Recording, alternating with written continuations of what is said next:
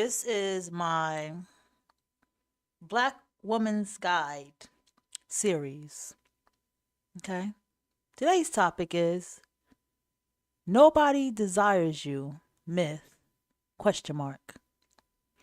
Everybody must always make it known to the Black woman that she is not desirable, that nobody likes her, that she's not pretty enough, and that she's not good enough for any goddamn thing or any goddamn one. And we also see this same thing in the movie world. You're black, you're ugly, don't nobody want you. You old raggedy bitch, you back black raggedy bitch, right? Here's all the things that constantly is put upon the Black woman. And those of us that know, we are wise enough to know about the frequency of life. But yet, no matter how much the Black woman rises, everyone still puts her into the category of the woman with multiple children and multiple baby fathers and this and that. The Black woman not the only one doing that. As a matter of fact, the baby making bitch is not even the Black woman when you want to be technical. Okay? Now, with that also being said, I'm going to go ahead and play this. I have been finding some very good channels, and I've been listening to people, and on this particular one, I may pause it, I may play it, but let's go ahead. This one says, this Chinese woman puts Jamaicans in their place. And y'all know all the time I talk about Black Caribbean culture. I've expressed my thoughts, living in the city, things I've experienced. And as you know, this topic is going to come about heavy because the Caribbean and the Africans have been cut off from British and Americans, right? So they got the same treatment as these immigrants. And still everybody wants to attack Americans, especially Black Americans. But go ahead, let's get into this with Miss Ma'am. Girl, y'all in this damn music. Day. Thank you for your support. Thank you for subscribing to the channel. Thank you for your thumbs up, for your comments, and thank you for sharing the videos. Thank you for all you do to support the channel. And yes, we are committed to love one another, whether we want to or not, or whether we agree with each other or not. And today I just have to laugh because we Black Americans are always blindsided by these Black immigrants who come over here talking about, my family talks about Black Americans and they say Black Americans don't work hard, and they have all these slick things to say about Black Americans. For instance, listen to this. Me with my mother being an American Black woman and my father being a Jamaican man from Jamaica, I can say that my father's side of the family looked at Black Americans a certain way, and they already had. I want to jump in and say how the hardworking, clean energy of Jamaica comes from the Chinese. Oxtail is not really even a Jamaican thing, it's an Asian thing. Then on top of that, you're going to find in Jamaican culture, most of the grandfathers are all Chinese. Not once have I met a Jamaican that told me their grandmother was Chinese. Why is that? So there had to be some laziness or something going on in Jamaica that they went and had the Chinese indentured servants to come over there because the men must have was not doing something. I'm just saying. Let's go. Had in their mind, whether they said it on social media or not. And we could sit here and make it seem like it's an illusion, but all other groups of Black people, which we're all Black, we tend to look down on Black Americans. If you go to, they're like, oh, we come out here and this, that, and you guys are lazy. Y'all don't do shit. Oh, y'all just on welfare. When Black people are not even the most on welfare. This whole mindset of Black people being lazy when we built America. It's just a way to push this stereotype to give other cultures the green light to be disrespectful towards Black Americans and also not to question the system. Building your online business? Fuck. Go to How the fuck Wix.com and did set I up your fall store. for this? This lady on the end says it correctly. America doesn't want anybody to question what they have said. They don't want to put Black American history in the spotlight because they know it's going to make them look bad. Everybody wants to believe they're better than somebody else. All of these Black Negroes coming over here talking about, oh, we work harder. And we have already said if you were working that hard, you'd work hard where you came from. This is the game. Before she get into that, this is the game of it. Yes, the white man will have that job that is 25 to 30 an hour. But see, here's the gag. That Caribbean man will have that same job and he ain't making shit but 13. See how the game work? So he feels because he's putting more hours, more work in, more jobs in, that he's better than you. In some sense, yes, because any book about getting rich or any type of financial wealth tells you to get multiple streams of income, get passive income, and just get multiple streams of income. It encourages you to work. But see, what's smarter about the white man is that the white man can work one job, make it 25 to 30 an hour, and build his business on the side and build his company on the side. And you wouldn't have to run. Or if you were that smart, you'd fix that place that you came from that even you don't want to live in. So a few days ago, Tanya TKO, and I played that video, she went off on Nigerians because they live in delusion too. What these people do not want to accept is that nobody wants them in their country. Nobody wants Africans, Jamaicans, or anybody else in their countries. Yes. Black Americans get treated better than anybody else from the Black diaspora. That goes for the Somalis, the Ethiopians. They're the ones that's running all over the world telling everybody, we're not black, we're not black. And the white folks saying, okay, you're not black, but still get your ass back. All these black looking people, whatever the hell they call themselves, go running out to other people's country. Nobody wants them in their country. They get the best deal here because they come here and jump on our square. And then when we tell them, get off our square, well, we made contributions to America too. So what we have to tell them is, we didn't need your contribution. You go and do your Jamaican American contribution because we don't need you. And then Absolutely. I had a Jamaican woman get mad at me because I was talking about the what the fuck was going on in Jamaica. And she got very offended. But it was the truth. Because Jamaicans come over here talk about how they chop people up. They experience people getting chopped up. And I also heard people say they never want to go the fuck back. Because it's so goddamn abusive in the Caribbean. The only Caribbean where I hear people actually like going back is in the Saints and in Trinidad. Yeah, listen, this one got me though. This is what I have. This is what's had me laughing for weeks, ever since I heard this. And I don't feel bad about it because these black immigrants don't feel bad about coming to the United States and trying to jump on the side of white people against black people. I'm not really on this woman's side on this video, but I surely am amused by what she said. My fellow Jamaicans, may come for drink milk, but be there cocoa. It is abundantly clear to me that there are people who live foreign and identify as Jamaicans, but you don't have one of these. And while you're entitled to your opinion, one is a set or ass flat does. So let me set the record straight. Number one, Jamaica is not an African nation. It's not a black country. We identify as an ethnically diverse society. People, please just stop it. Out of many, one people, Jamaicans. We do not hyphenate and we do not encourage separation by race. Number two, this one's mine. This is my granny own.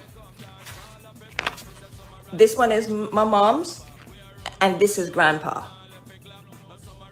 Yeah, it's hardcover. Grandpa died a long time ago.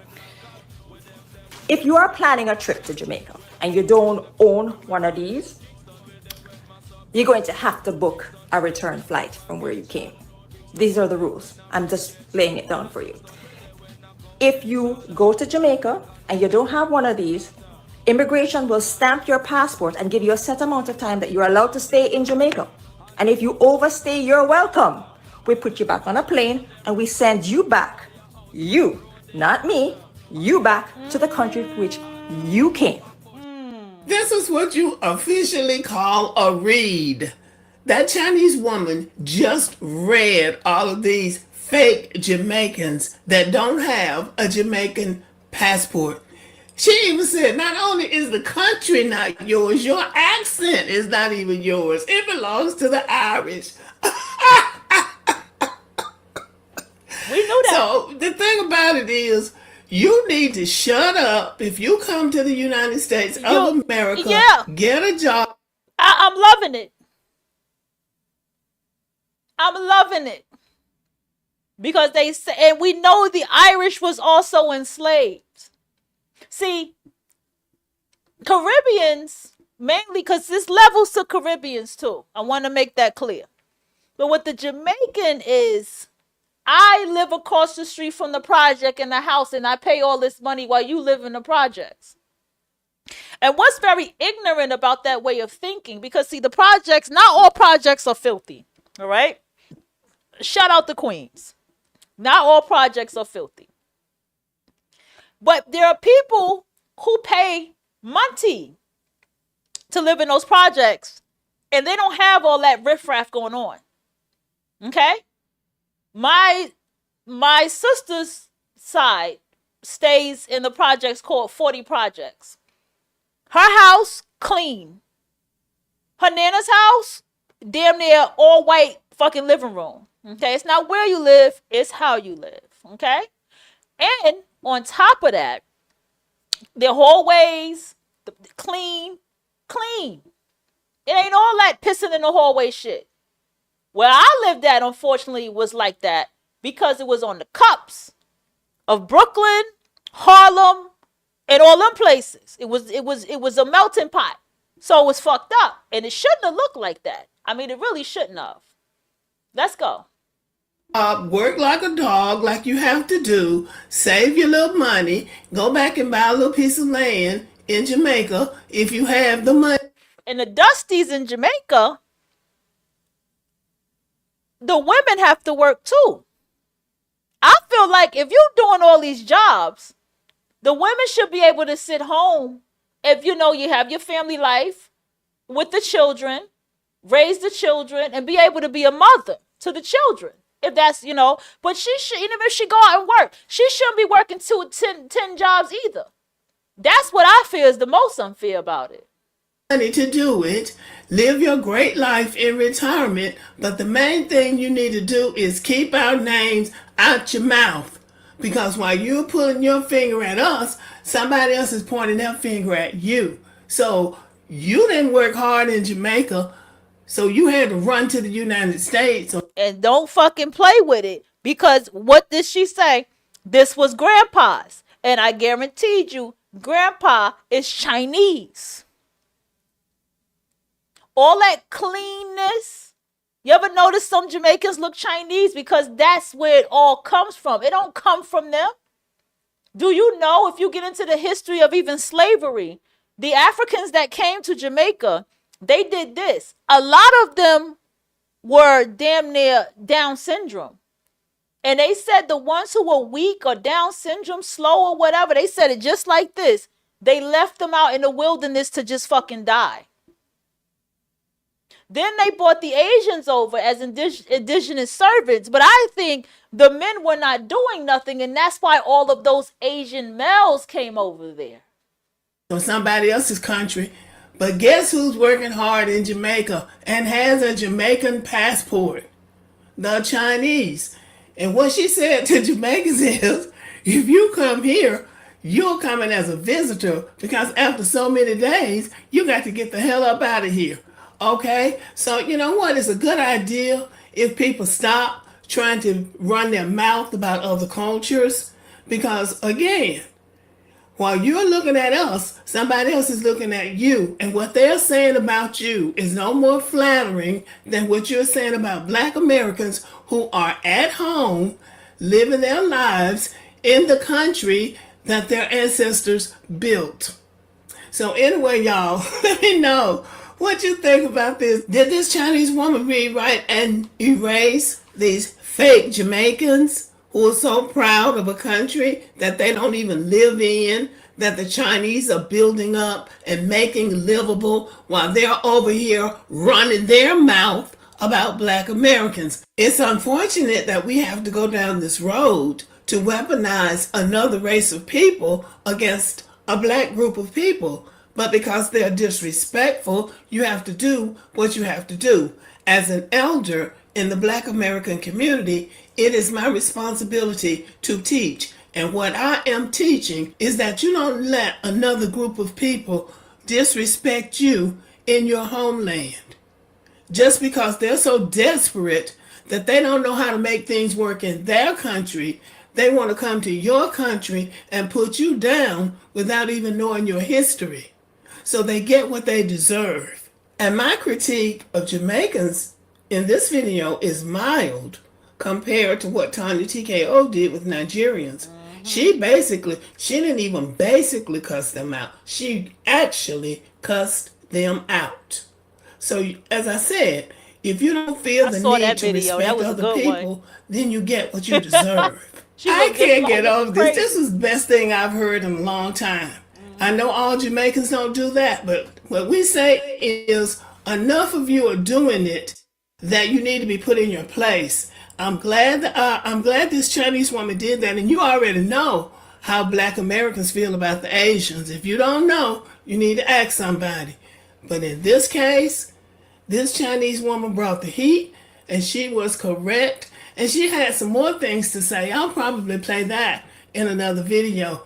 They need to leave Black Americans alone. Come here, make your money, live your best life, and shut your damn mouth. Because we don't have a problem with you until... I'm loving every motherfucking minute of what this is. I was waiting for this day to come, and it came sooner than I ever thought it would. How does it feel? Okay? Don't worry. I'm walking you into the Black Woman's Guide. Nobody desires you. Myth. ? You have a problem with us. And we can play the dozens better than... And I have told you, they are the most jealous people. Caribbeans can be very jealous and envious when you are a Black person in this soil of America. And you are making it. I have even seen people who are Black and Caribbean and do not get along with their full Caribbean families. And I would always feel because they're jealous of you. Anybody. But talking to Black immigrants is really a waste of our time. And the reason we have to do it is to let everybody know where the line is. But it's a waste of our time talking to Africans and Caribbeans and people like that who are over here on our dime. Because you don't even have a working knowledge of who Black Americans are. And they get off the airplane running their mouths, having no idea what they're talking about. Our business is really with white Americans. It's not with Black people from anywhere. Because the bottom line is the Black people who had anything going for them in those countries are still there. The people who are doing well don't run. So the fact that you're running over here lets everybody know it's not that much to you anyway. But anyway, y'all, let me know what you think about this Chinese woman reading these Jamaicans like that. Thank you for listening. Subscribe to the channel. Let me tell y'all Caribbeans where y'all fucked up at. Y'all came for people in the South, in the Midwest, and mainly the South. The South have always been a plethora and still is a plethora of successful black people. In the South is where you find more black pride. That's where you see the pro-blackness the most, is the South, because they have to deal with a different kind of whiteness, Caucasians, than what people up north in the cities and all that have to deal with. The up north is a very different kind of white that we have to deal with, because we're dealing with a more immigrant white. And the more immigrant white, they're more snakes. And even if they're not stakes about it, they know they still do have something for black people in their own way, where it's not as racist, but it's a caste system. So if you live in a neighborhood with a bunch of like white Italians, and you live in their neighborhood, and your house is the same house that they have in their neighborhood, then you and your children can play together, and all that kind of stuff and things, and then that's it. You see what I'm saying? But hey, if you're coming from the projects trying to play in their white neighborhood, and they know that they don't want your kid playing with them, so it's more of a caste classism type of thing. All right, it was another video from this lady that I want to play. I like that her name is Lady Boulay. You can see this is an older woman. Okay, we don't care about that. We're gonna get into this part. I don't agree with this, but I'm gonna give it a chance. It says, why white men don't marry black women as often as black men marry white women. So we're going to, I don't agree with this at all. I don't, but we're going to see what she has to say. How am I already underwater? I am so tired of people and they goddamn music introductions and shit. Y'all be, can't be doing all that. Sharing the videos. Thank you for all you do to support the channel. And as often to answer a question that keeps coming across my comment section, and that is why white men don't marry black women as often as black men marry white women.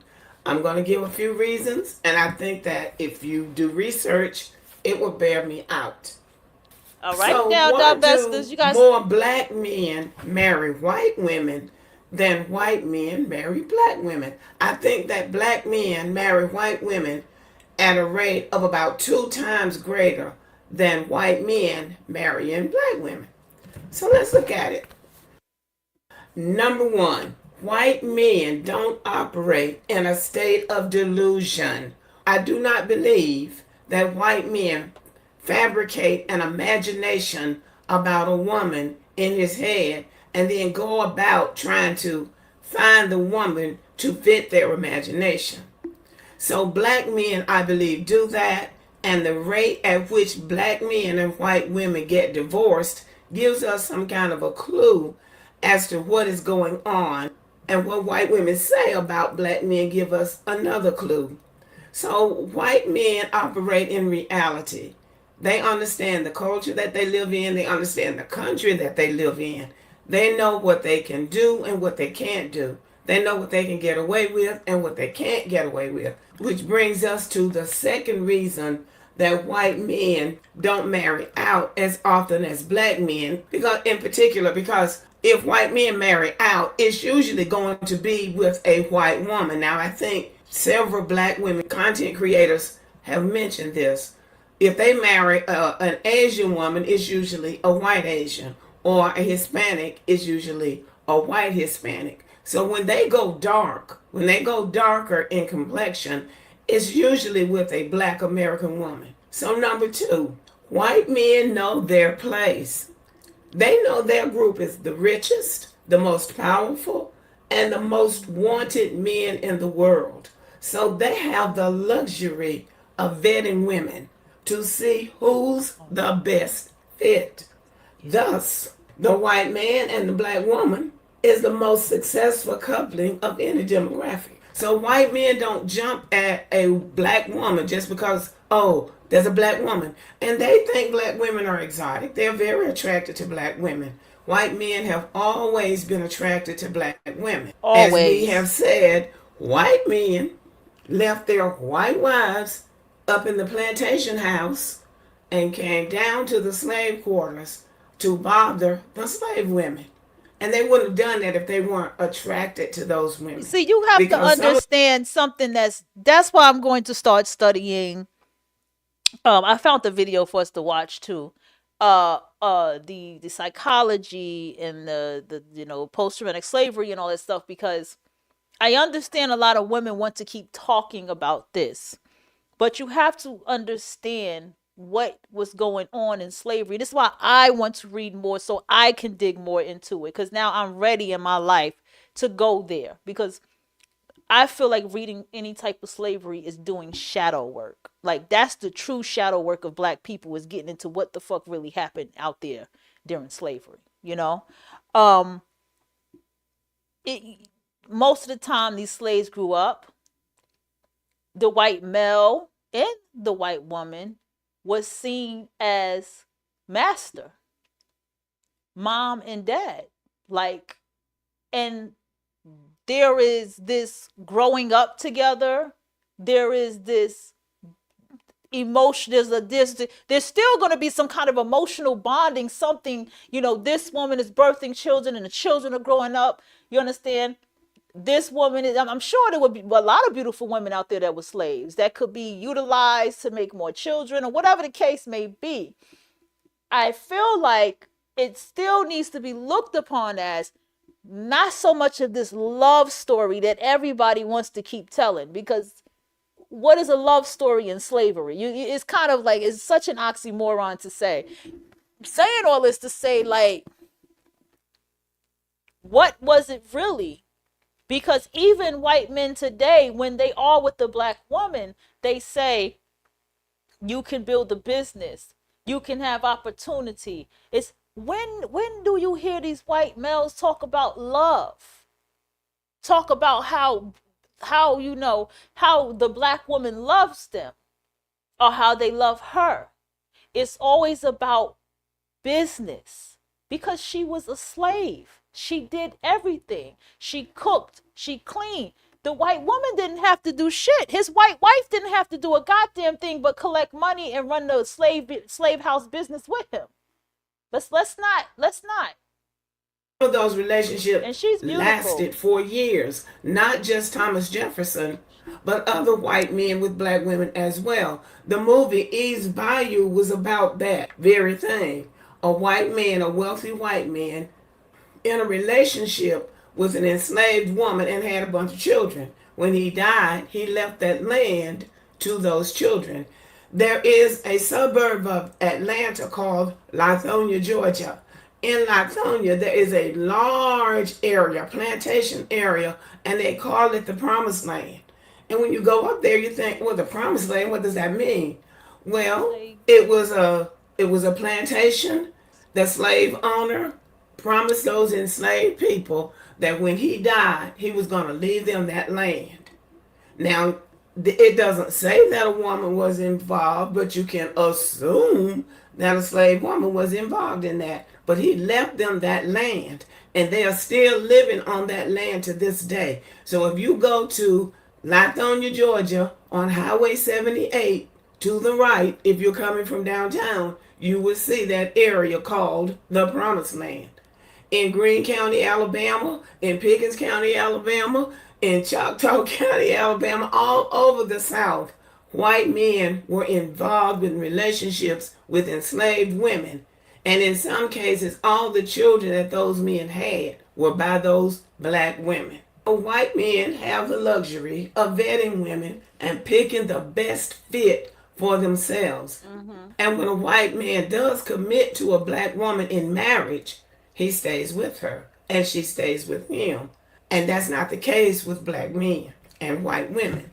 Number 3, poor white men typically do not marry outside their race. Very true. Because black women don't give a broke man a second look, because they've already had enough of that in their own race. So even if a broke white man wanted to marry a black woman, she probably wouldn't marry him. Now, around here in the South where I live, there are interracial couples with white men and black women.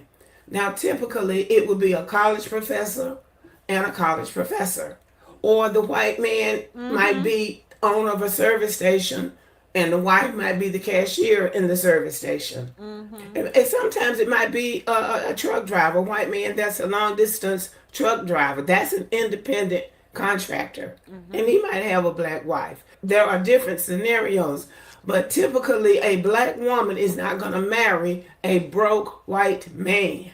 A white woman will marry a broke black man.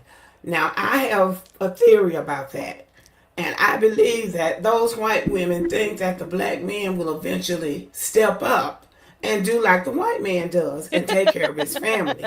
And when that does not materialize, that's when you see the white woman at Walmart with some biracial children paying for her groceries with a food stamp card. Because white women will take a chance on a broke black man, whereas a black woman is not going to take a chance on a broke man, period. As black men always say, she'll just get her a project and a welfare check and some food stamps. But she does not want a man laying up on her, expecting her to provide him with food and shelter. So I think that's pretty smart on the part of the black woman.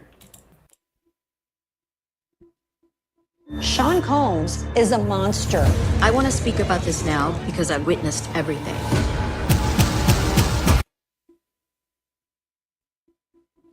The fourth reason that I believe that white men don't marry black women at the same rate that black men marry white women is because white men are not in the business of trying to impress black men. They don't try to impress black men by taking their women, because black men have a history of pimping out black women to white men. That's right. And that goes all the way back to the end of slavery, when white men did not have as easy access to black women as they'd had during the slavery days. But they still desired black women. So what they did was they paid a black man to pimp out the black woman. He would be the one that would go get the black woman and bring her to the white man. This black man was not respected by black people, and they knew about him, but there was always a black man that would do that. I can remember hearing my grandmother and different ones talking about that when I was a child, talking about so-and-so black man is cloaking for the white men. And I didn't know what that meant for a long time, but finally my mother explained it to me, that those would be the black men who would get the colored, they said colored, they would get the colored women out for the white men. That has been an ongoing scenario since slavery ended. Black women are not fascinated with white men in the same. Before we get back to that, go back. Iceberg Slim. I encourage everyone to read that book. He prayed to his white God, and he said that I'm with these white women to get to the riches and get closer to you. That was his psychology. This woman knows what she's talking about. I like Same her. way that black men are fascinated with white women. And I give me a white girl, give me a white girl, a white girl. And then the white girl comes in, and when the reality hits, they hit the road. Black women are not desperate for white men. So they tend to be as picky about the white men they marry as the white men are about the black women they marry. So it's a mutual thing, and they come to the marriage with mutual respect. Now, this is very interesting, because now we're going to have to, it may have to go back to the ISIS papers, Keys to Color, because she did say that the black woman was the white man's mother in that book. And she did say that the white man resented the fact that the black mother rejected him. It was quite interesting what she said in that book. Now, let's go. And again, these marriages last a long time. I know college professors, and that's one of the places that interracial marriages flourish, is on college campuses. He might be the department head, and she might be an associate professor or a full professor, but they flourish on college campuses. And I think in the entertainment business, maybe they flourish. They do well. Black women do well with white men in the entertainment industry, but I've seen them really flourish in every college campus, including HBCUs. Every college campus that I have ever attended or that I am affiliated with, there's going to be at least one black woman married to a white man. But if it's a big campus, it's going to be more than one. White men are selective about the black women that they marry because they can be. They are the top of the line. White men are everybody's favorite. They look White so women beautiful together. favor I love white that picture. men. Asian women favor white men, and Hispanic women go 50-50. But the white Hispanic women favor white men. Now, I want to go back because we have to keep talking about that OK Cupid poll, because black men think that because they didn't rank at the bottom, that says women desire them. Now, if you were to go and read the breakdown of that OK Cupid poll. But see, understand that the white woman and the black man are coming together on some trifling shit. She can be a whole fucking racist that just wants to fuck a black man. He could be a whole racist that wants to fuck a black woman. I mean, excuse me, that wants to fuck that too, but wants to fuck a white woman. He can hate black women, and she can hate the white man. He hates the white man too, and the black woman, and the white man, or wants to be what he is. Not hate him, sorry. He loves the white man, but hates the black woman. And she can hate the black woman. And her way of getting to be closer to the black woman is by fucking him. Their whole psychology together is fucked up. That's why when they make children together, the children be so goddamn fucked up. Oh, because I did. The way it broke down was white women desired white men the most. Number two, Asian women desired white men the most. And number three, Hispanic women by about 50% desired white men. So white men won out overwhelmingly over everybody else. Black men came in second because black women, and only black women, chose them as their most desirable. Hispanic men came in number three because at least half of their women desired them. So let's say you have to read an incredibly long email from your boss that you have to finish before the big meeting starts. And Asian men came in at the bottom because nobody desired them. Their women desired white men. So if the Asian women had been loyal, the Asian men and the black men would have tied. But because they didn't, the Asian men got at the bottom because nobody desired them, and then black men did not choose black women either. So that's how come the Asian man, he does have a Napoleon complex. This is why he goes around, especially the Chinese man, trying to take over everything. He even attempted to take over Africa, but we see how that went. Black women were at the bottom. But the reality is that was a poll, and they just keep on. They need to take that OK Cupid poll and stick it up there behind. Women desired them. And Asian men came in at the bottom because nobody desired them. Their women desired white men. So if the Asian women had been loyal, the Asian men and the black men would have tied. But because they didn't, the Asian men got at the bottom because nobody desired them, and then black men did not choose black women either. So that's how come black women were at the bottom. But the reality is that was a poll, and they just keep on. They need to take that OK Cupid poll and stick it up there behind, because black men are using that to inflate their ego when it was really black women that gave them the ego. Because if black women had just sat that poll out, black men wouldn't have even registered on the poll, because they are nobody's favorite.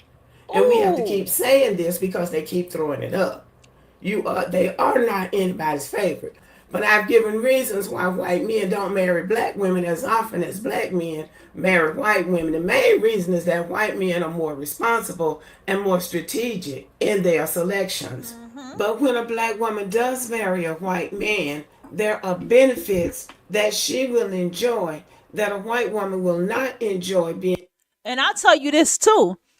Even if a wigger or what you call a white powdered dusty, she still she still gets a better relationship even with him over that nigga. Being married to a black man. If a black woman is a single mom and she has her child or children with a white man will marry her. But if a black woman has children with a black man, or if white women have children with a black man, a white man is not going to marry her. Now, he will marry that white woman if she takes those black children and gives them back to him. Now, that's what I've seen. They don't want to be bothered with black men or their children. A single black mom can win with a white man as long as she has her children with a white man, because white men can reason with each other, but they're not going to waste their time with black men. Another thing about it is that white men, especially wealthy white men, they know what they can do with a gifted, intelligent black woman. He can make her a Supreme Court justice. Yes. He can make her a vice president of the United States. Aw, He come can on, love. urge her to become antagonistic against her own people. Candace Owens. He knows he can do something with a black woman. So when he gets that special black woman, he knows that she's going to make me look good and I'm going to make her look good. So there are benefits. A white man can take a black woman to a sundown town and she will be just fine. Right, yeah. She will not have to get out of town before dark because she's under his protection. And if a white man builds a beautiful subdivision somewhere, they don't want any black people there. But a white man can take a black woman there with no problems. So there are perks to a black woman marrying a white man that a white woman is not going to get when she's married to a black man. A white man can take a black woman anywhere he goes, but a white woman cannot take a black man anywhere. A black man can take her wherever he goes in the hood. There are certain places that the black man and the white woman are not welcome. Black men can be living large in any upscale, wealthy neighborhood or community, and the white folk will call the police on him, and then he'll be embarrassed before the national news because they thought he was breaking in somebody's house when he was actually going into his own house. So we can continue to play this game if we want to, but there are some very specific and sound reasons why white men don't jump up and marry any black woman that they come into contact with because she's black, like some other people might do. I hope y'all enjoyed this video and give me some reasons why you think that white men don't marry black women as often as black men marry white women. But make sure you keep in mind that white men and black women unions, marriages, are much, much more successful than black men and white women. Okay, y'all, let me know what you think about the video. Thank you for listening. Subscribe to the channel. Give me a I'll say this. Is that an AI picture? I'll say this. Beautifully said. Okay? Beautifully said. Now, to say he does not marry. No, she got a point. God damn it. Let me go back to her. Because that was one of the videos on my list. We're not doing that. And I had to, girl, we not getting into that.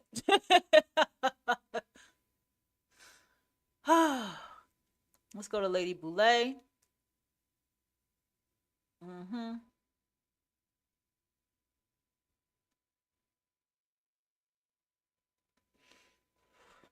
I want to see black women. I have some stories to tell. And I have some situations in which I have heard. And the main thing that happens that people have their frustration with is there's a lot of times where women, especially who go out here and date other women, and they date black women, right? The problem that they often have is that communication, right? Communication, and her being so quick to cause problems that's not there. And so the other black woman is just like, you know what? I don't want to deal with black women. It's just too much attitude. It's just too much shit. It's just too much drama. It's just too much. It's too much baggage. It's an ex. And this is not only just women who are dating women. These are also other races of people who are dating these women, right? Because what's going on, and this is why there needs to be healing. You understand? There needs to be, and I'll get back to a video, healing with black women, and a lot of internal work to be done, especially when she is dating outside of her race, whatever the gender may be. Because you get used to a certain way of communicating and a certain way of treating somebody that when you come into another space with other people, this is where you have your convoluted problems. What am I saying? I can tell you right now that people, excuse me, I'm all the way in the microphone. People who are of other cultures, right? Other races, not cultures, because that could be Caribbean, whatever. We're not talking about that. We're talking about actual other cultured people who are not black, right? They're very sensitive and very fragile. They really are. And so because of the sensitivity and the fragility, they can take things so wrong and so out of pocket that they'll just get away from you. They don't want to deal with that. Also, you gotta understand where you are coming from. What kind of ways in which you communicated and did things that is not of love, self-love, and which displays severe mental illness. And I say that respectfully. I will give you a complete example.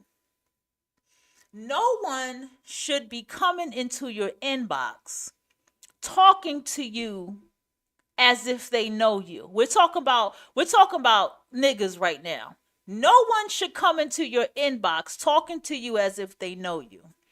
No one should come into your inbox talking to you about giving you a reading and this, that, and the third. No one should be doing that. No one should be in your inbox trying to get some kind of Cash App information from you, right? I know I'm going real low. I'm going in the trenches with the Grinches. I know we're gonna have to go there first. That's the number one thing. Also, when someone is getting to know you, they need to be communicating with you as if they're getting to know you. And when you have people in your personal world, how you deal with them, number one, we're not going to get into the whole friendship thing or the male and female free friendship thing. We're not, you can go, Exoticals United has a whole series to tell you that males are not your friends. She breaks it down beautiful. I encourage you to watch that playlist, right? Then it's also this thing of the communication, the back and forth, the lies, the psychological mind flipping, the arguing, the emotional distraughtness that you go through with a black male or a black woman, right? Just talking about black people in general. These ways of communicating is not mature, and it's damn sure not emotional intelligence. You have to first recognize that. So when you're communicating and you're talking to someone, i.e. of a non-black race, they don't communicate like that. They don't talk to you like they know you. They don't come into your inbox like, oh, we talking about we got to do this and we got to do that. Who the fuck is we? I don't even know you. They don't respond to you about what you're doing and how you're doing it and try to tell you as if something is, that's not how communication works, to the point you got to scream and curse them out. And why the fuck you talking to me like that? That's not normal. That's pure mental illness. Let's just call it what it is. It's not normal to meet somebody and dump and throw up everything about yourself to them. These things are not normal. This is not how people communicate when they get to know each other. My current partner, I realized I overshared. Though I was talking about somebody else, it still showed my character. And I'm going to soon apologize about that and have a nice long talk with her, like really help her understand what I have grown to understand and know. And, because I've changed a lot. I've changed a lot, okay? Now, and I'm growing a lot, and I appreciate that about myself. And what I'm saying to Black women is that you have to come out of that. There is an exchange with Sukiana and this white woman, right? And she felt extremely uncomfortable, all right? And Sukiana was not catching on to these social cues that this woman felt uncomfortable. Let me try to find it.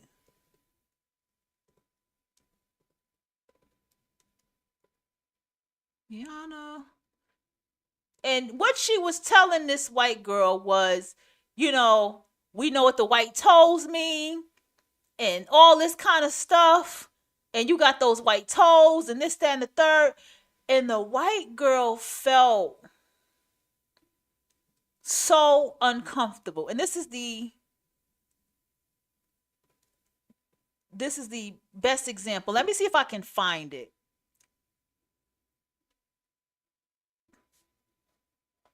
I might have to put Sukiana interview because I see a bunch of white toes and it's not working out. Let me put Sukiana interview.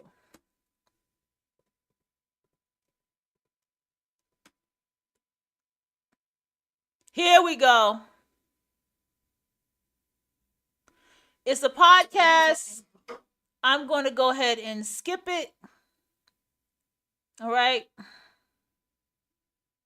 Fair use. Gonna go ahead.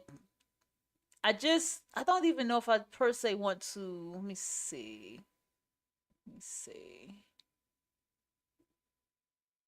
You gotta dance when we're done. Okay. I'm excited We'll because try I've always something, wished. All right. So do you have rhythm? No. Wow. Ready? I Like just the NFL. want to speak to him. I lost his number. I don't want to talk to him. I know you. If you don't, you can get a UTI. Oh, I don't want one of those. Hold on. These are for two things, like literally, like Yeah. camera and sex. I'm gonna show you something about the difference between toes. Okay. You have a transparent white that looks like nut. I want you to pay attention to how uncomfortable she is. This is an example of what I'm saying. Sukiana can go on a nigga podcast with this shit, and his dick will get hard, and he will be impressed by this kind of shit. Just listen. He's for real in daytime. Like, that's not weird. What'd you call them? Dick grippers, baby. Okay, You I don't thought know I dick missed. grippers? I just thought You have them. Yeah, and then She hit her hands. Do you even know this woman's sexuality? Does she even fuck men?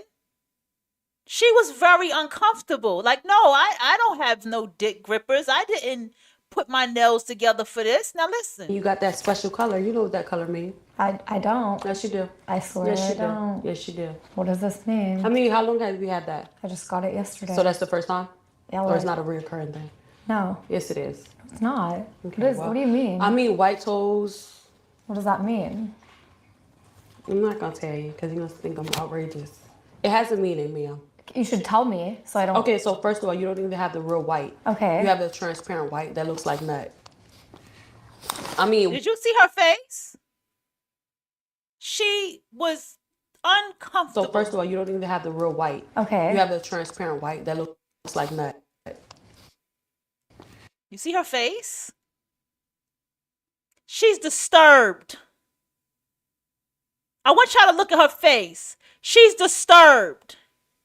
Did she not catch the non-verbal cues? This is something that needs to be addressed. Okay? Now, don't get me wrong. I know that this is a certain frequency of a black woman here. I'm not stupid. Okay? I'm not dumb.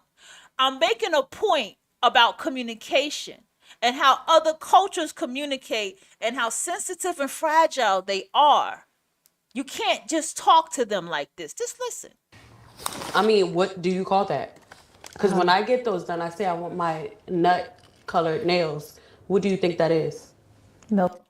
Who would say that they want nut colored nails unless they are a whore?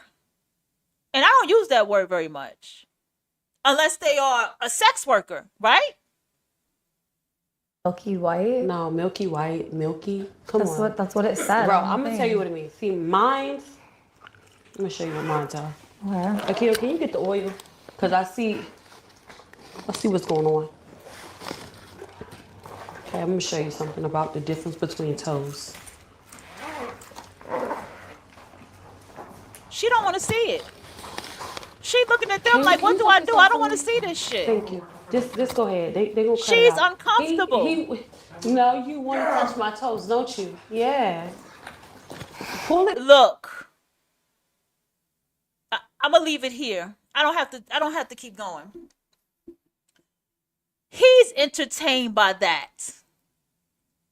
You see that? That is entertaining for him. That's funny to him. A non-black person would not find anything humorous, funny, or cool about this behavior. This is disgusting. And this is uncomfortable. Let's go back to the other one's face. From the heel. Don't act like I got some big ass feet. Okay. See all that stuff? See that aggression? I don't need no oil, baby. They naturally moisturize. You okay? So let me tell you something about toes. Because you got your feet out, so I already know. She got her feet out because she's comfortable. But I'm going to leave it here. This is the little example, actually big example of what I'm talking about. It is not playing down your blackness. There's no such thing as that, okay? I don't like when people say that. There's no such thing. Ah, shit. I was not supposed to. I gotta wash this tomorrow, man. There's no such thing as, hold on, y'all.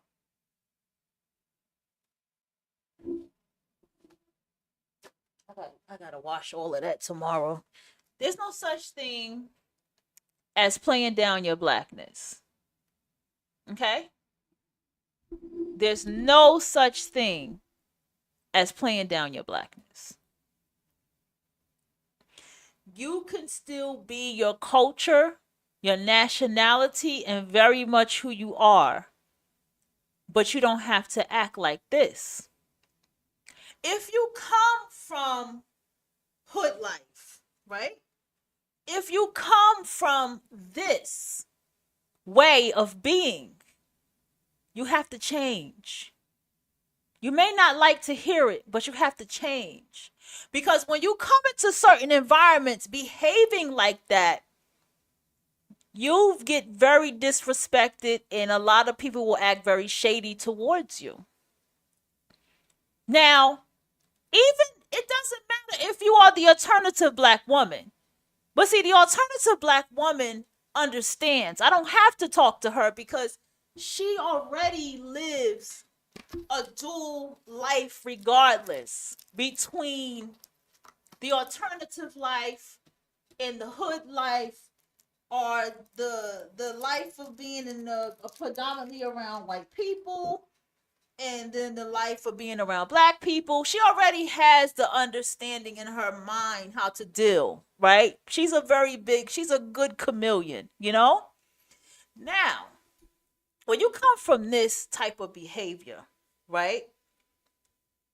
You have to understand you are coming from a culture of males who are black males that this type of behavior, they will allow it, or will they have it keep going? Because see, this is who they are. They're ratchet. They're fucked up. You get what I'm saying? And this is the kind of women that are around them too. They keep this kind of behavior going, or they entertain this kind of behavior because that is the level of behavior that their brain can comprehend and be around. And this is why you have this retarded way of communication with the black male. It doesn't matter what his position is. I stand on that. I have met all kinds of black males. It does not matter. He has this very ratchet, fucked up way that he communicates with women. And you got to give it to even the black woman who's a stud. It's the same shit with her because she's an emulation of him.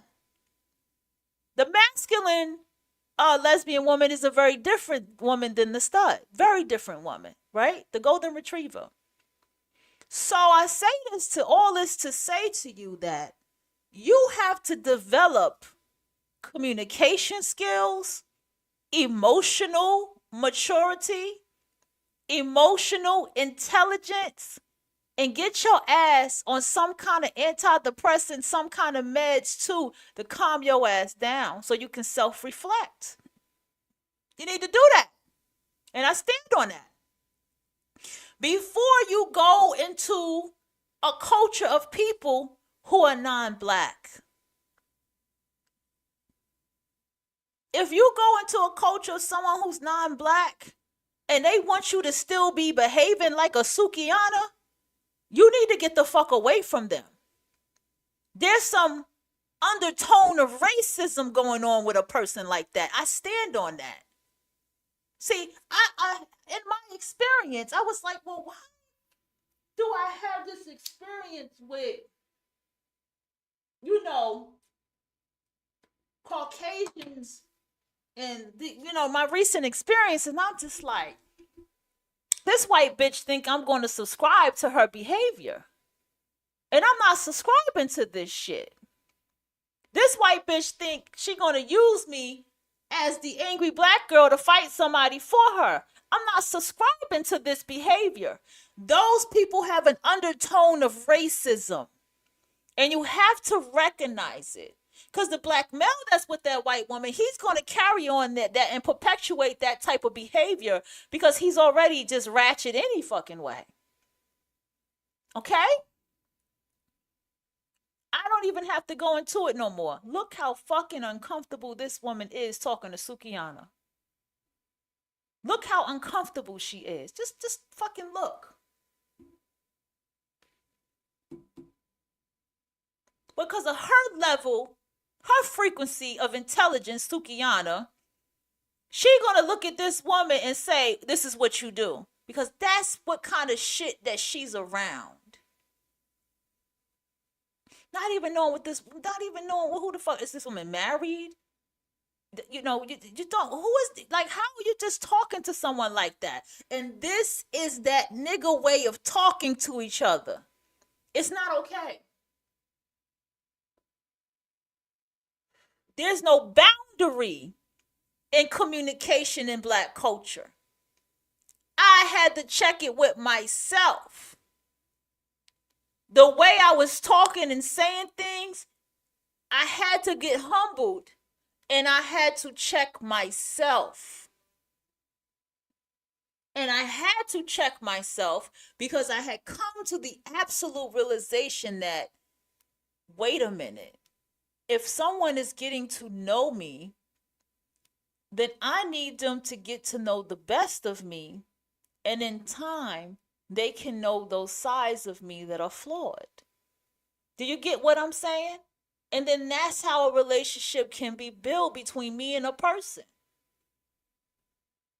This is why you have so many black people together and they fall out, friends, and they fall out in this and they fall out. You just be like, God damn, y'all was just best friends and buddy. What the fuck happened? No boundaries with their mouth or the way that they do things.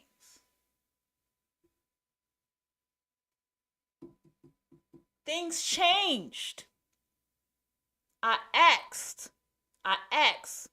we asked if you want to talk to me, you want to call me, I'm calling you, you busy. There's more boundary now. No more smothering. I know I'm in a relationship with you, but you still have your boundaries. I can't just want to call you and think and demand that you're obligated to pick up my call or obligated to be on the phone with me or obligated to spend time with me. That's not fair. People have lives. People have things that they have to get done. Doesn't revolve around you. And that's the narcissism. See, that's it. Black culture has a lot of extreme malignant narcissism that goes on, right? Okay. So I'm going to go back to the lady and we're going to find another video. So you hope Americans will be deported. I want to bring something.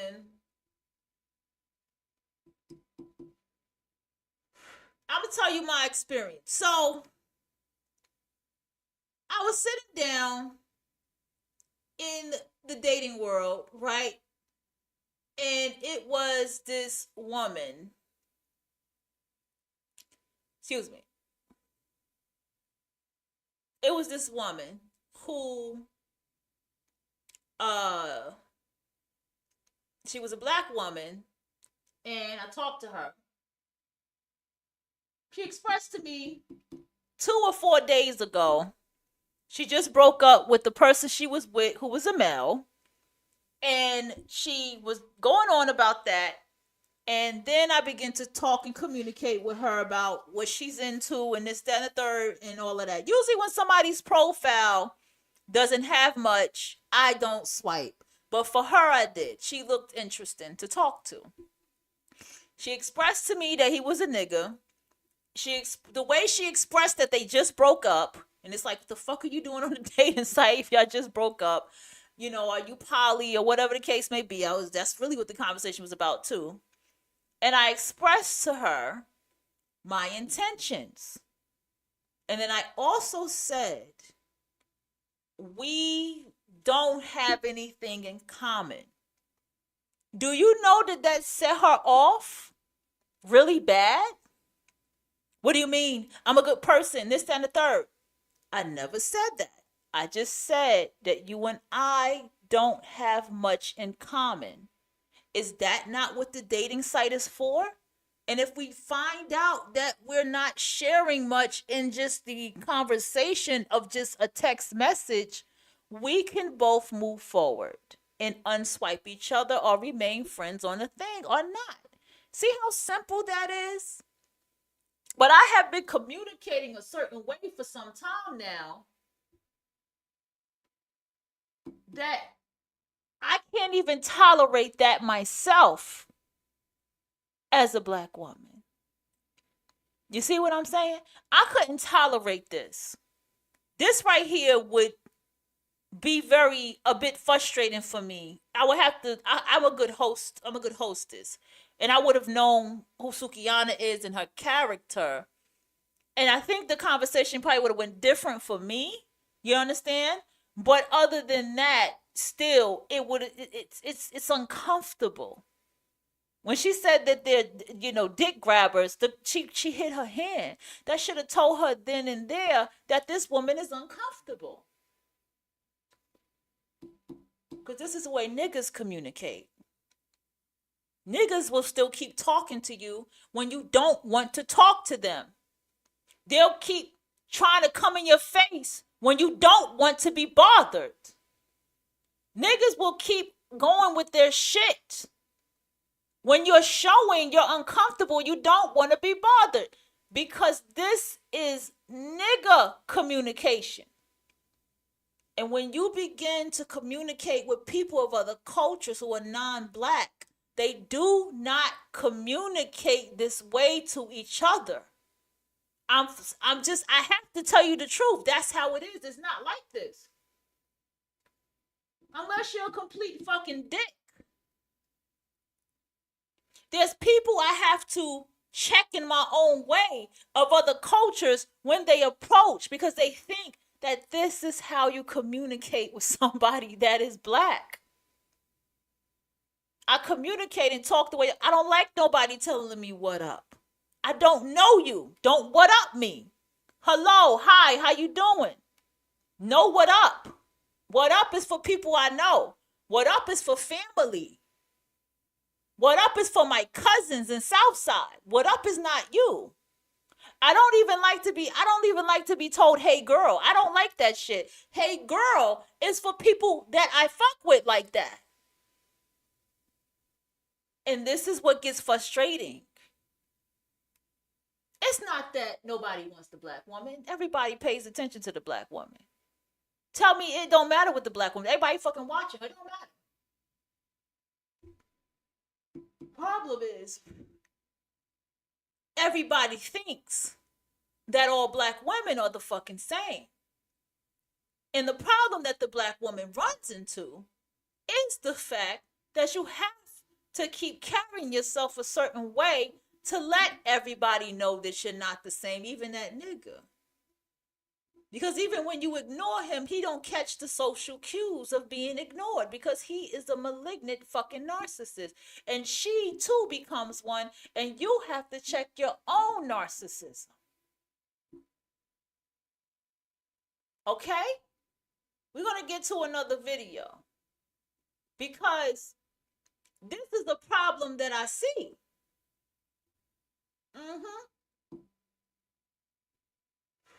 Let's go. Looking to get stronger? Hold on, let's just commercial go. We're stepping it up. Because We're gonna feel this tomorrow. even though we do understand, and I hope you're having a great. even though we understand as black women that we are not all the same, we have to still show that. Don't let nobody try to tell you that you need to go to the site. It gives it.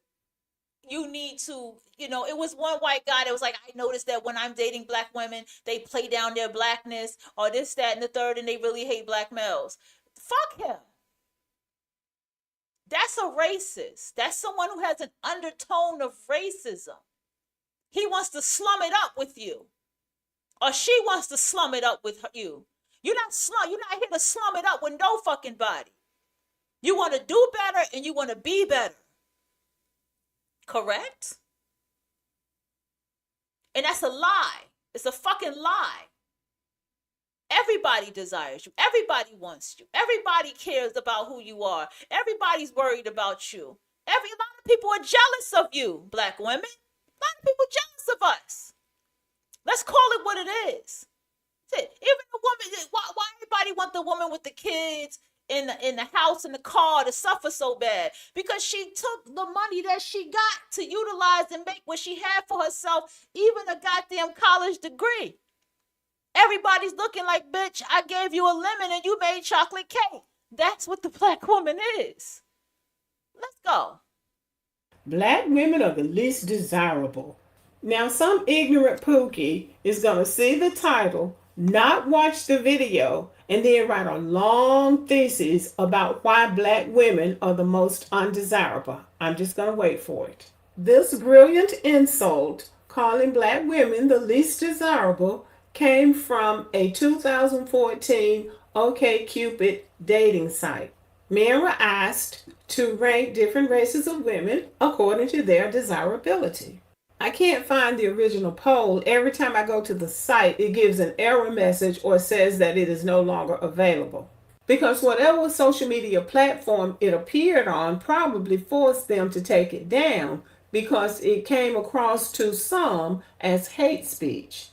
Well, I'm not going to call it hate speech because people responded to a question that they were asked in whatever way they responded. So white men, I guess, and other groups of men rated black women as the least desirable on a dating site. Now, on this dating site, you'll have men probably from all over the world, all over the country, really men who have never come into contact with black women. But they rated black women based on the... Let me also tell you something. This is where the hate for the black male comes in. Because he made sure when he got in the industry to make music, he made sure to tarnish your inner image so much, so fucking fucked up.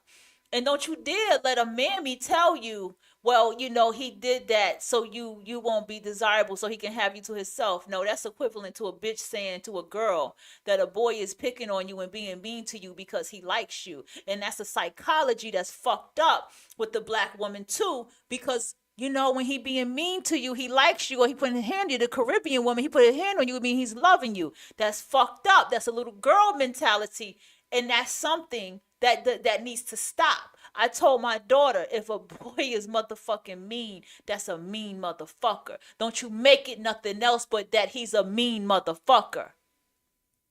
And that's his way of showing that he likes you. He low-key hates you. Because why is he being, you're not mean to people that you fucking like. Perception that they have of black women. That's what I got when I did some further reading of people who had asked that question online, why did they rate black women that way? And it has to do with the perception of black women. Fred Sanford clown the fuck out of Esther. Okay? Clown the fuck out of her on national TV. The black woman who looks like this, even to this day, a lot of people don't even like the black woman. There's something in their subconscious don't even like her. And he helped do that to you. And black men have helped to advance that negative perception of black women. But black women are a lot of the things that they say. They say black women are loud. Well, what's wrong with being loud? I don't see anything wrong with being loud. We like to talk. We like to laugh. Oh, what's up? I got an autograph by her and some artwork. Goddamn, Supreme. This girl right here, Supreme. She's awesome. I met her before. She's sweetheart, and she a Libra. Spanish women are loud. We like to tease each other. So to another community, that might be a negative. But to our community, that's how we relate to each other. You know, we go to a barbecue, we're going to be laughing and talking and joking and janking and telling lies. If we go to church, we're going to be singing and shouting and praising God. All of that is loud.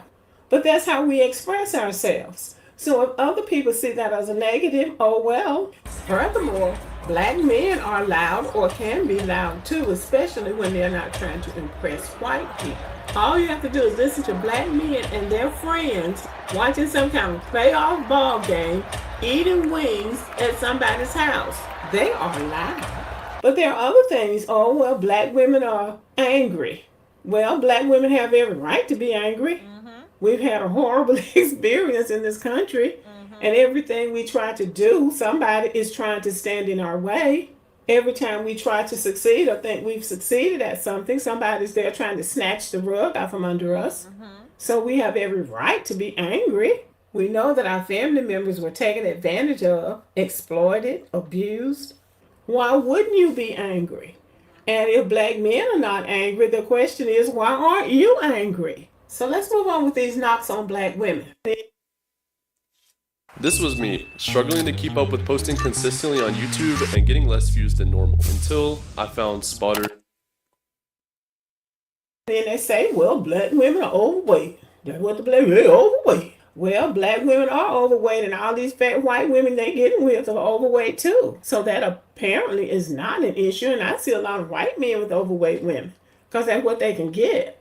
So there's nothing wrong with being overweight, but if you don't want to date an overweight woman, then don't. So when you do your ideal woman on these dating apps, make sure you write in red letters, I don't want an overweight black woman.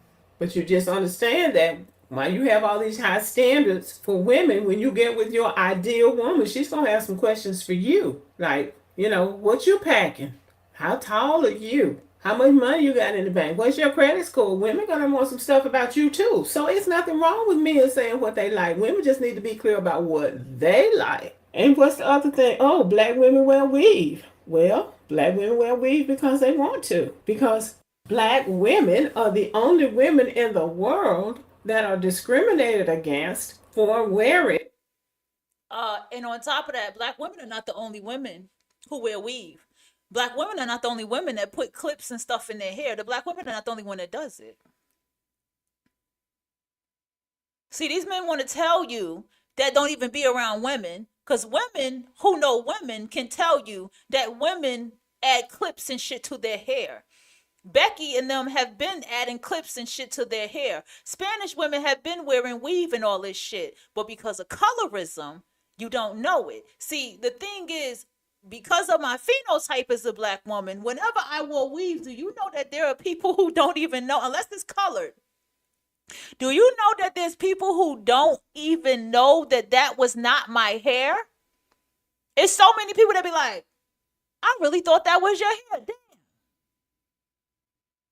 Okay, so we gotta understand the separatism of it all. Because when I look at her, I can believe that that's her hair. See what I'm saying? Our God-given hair. In the workplace and in the classroom, Black women get poor evaluations and are looked over for promotions because if they wear their hair in a style that's not acceptable to white people, they've decided that there's one or two ways you can wear your hair, and they require chemicals and or heat, two things that are detrimental to most Black women's hair.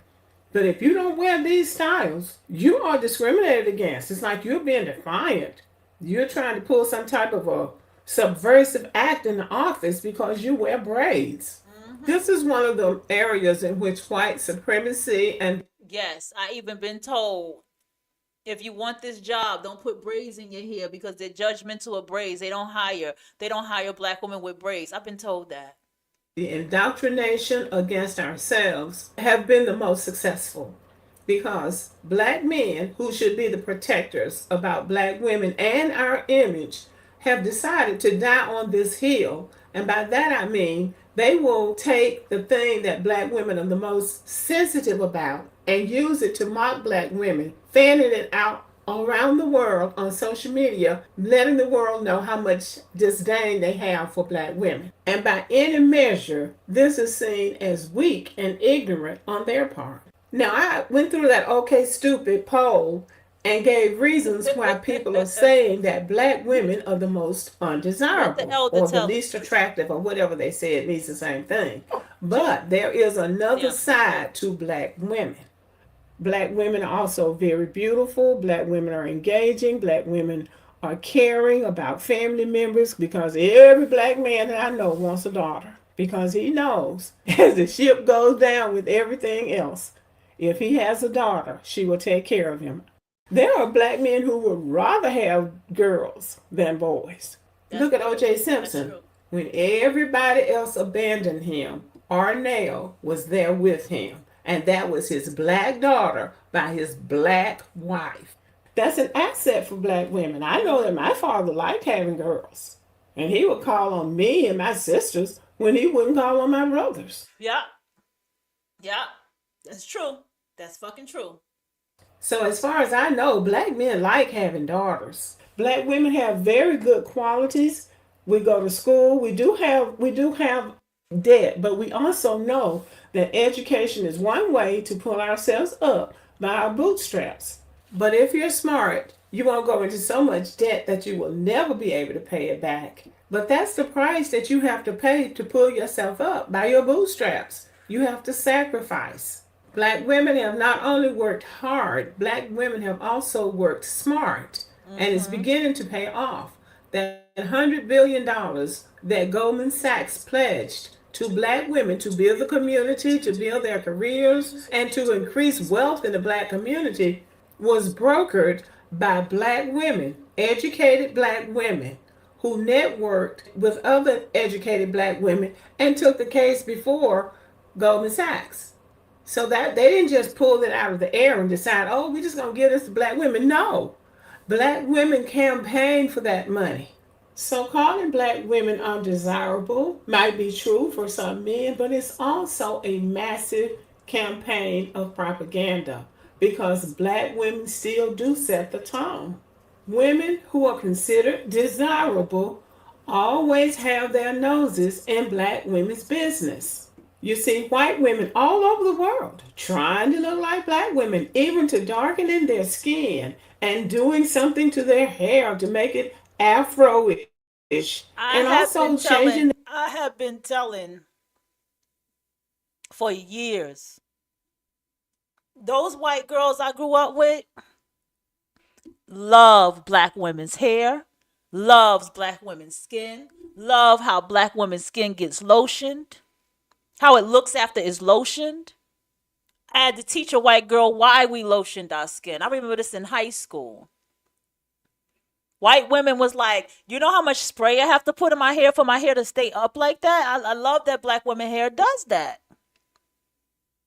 Don't let these don't unless you in it and you live it, you don't understand it. But I do say this. I understand the kind of phenotype I have as a black woman to why I attracted that. Their features and their body type. And people say, well, they're not trying to look like black women. They're trying to look like biracial women. Well, hell, it's the black that makes it biracial. Otherwise, it would be a white woman. Communication is an essential part of my job. That's why I use Grammarly, an AI partner trusted by. When you are a black woman and that white woman is with a black man, she is so much more hateful and envious of you the most. Trust me when I tell you. You see women trying to act like black women, trying to sing like black women, trying to signify like black women, trying to dance like black women, trying to twerk. You got old white women trying to twerk. Excuse me, they're trying to act like black women. So if you're the most undesirable woman in the world, why the hell would you be trying to act like the most undesirable? We can't make it make sense because it doesn't. So we're going to put that in a pile of bullshit, and then we're going to look at the other side of the coin.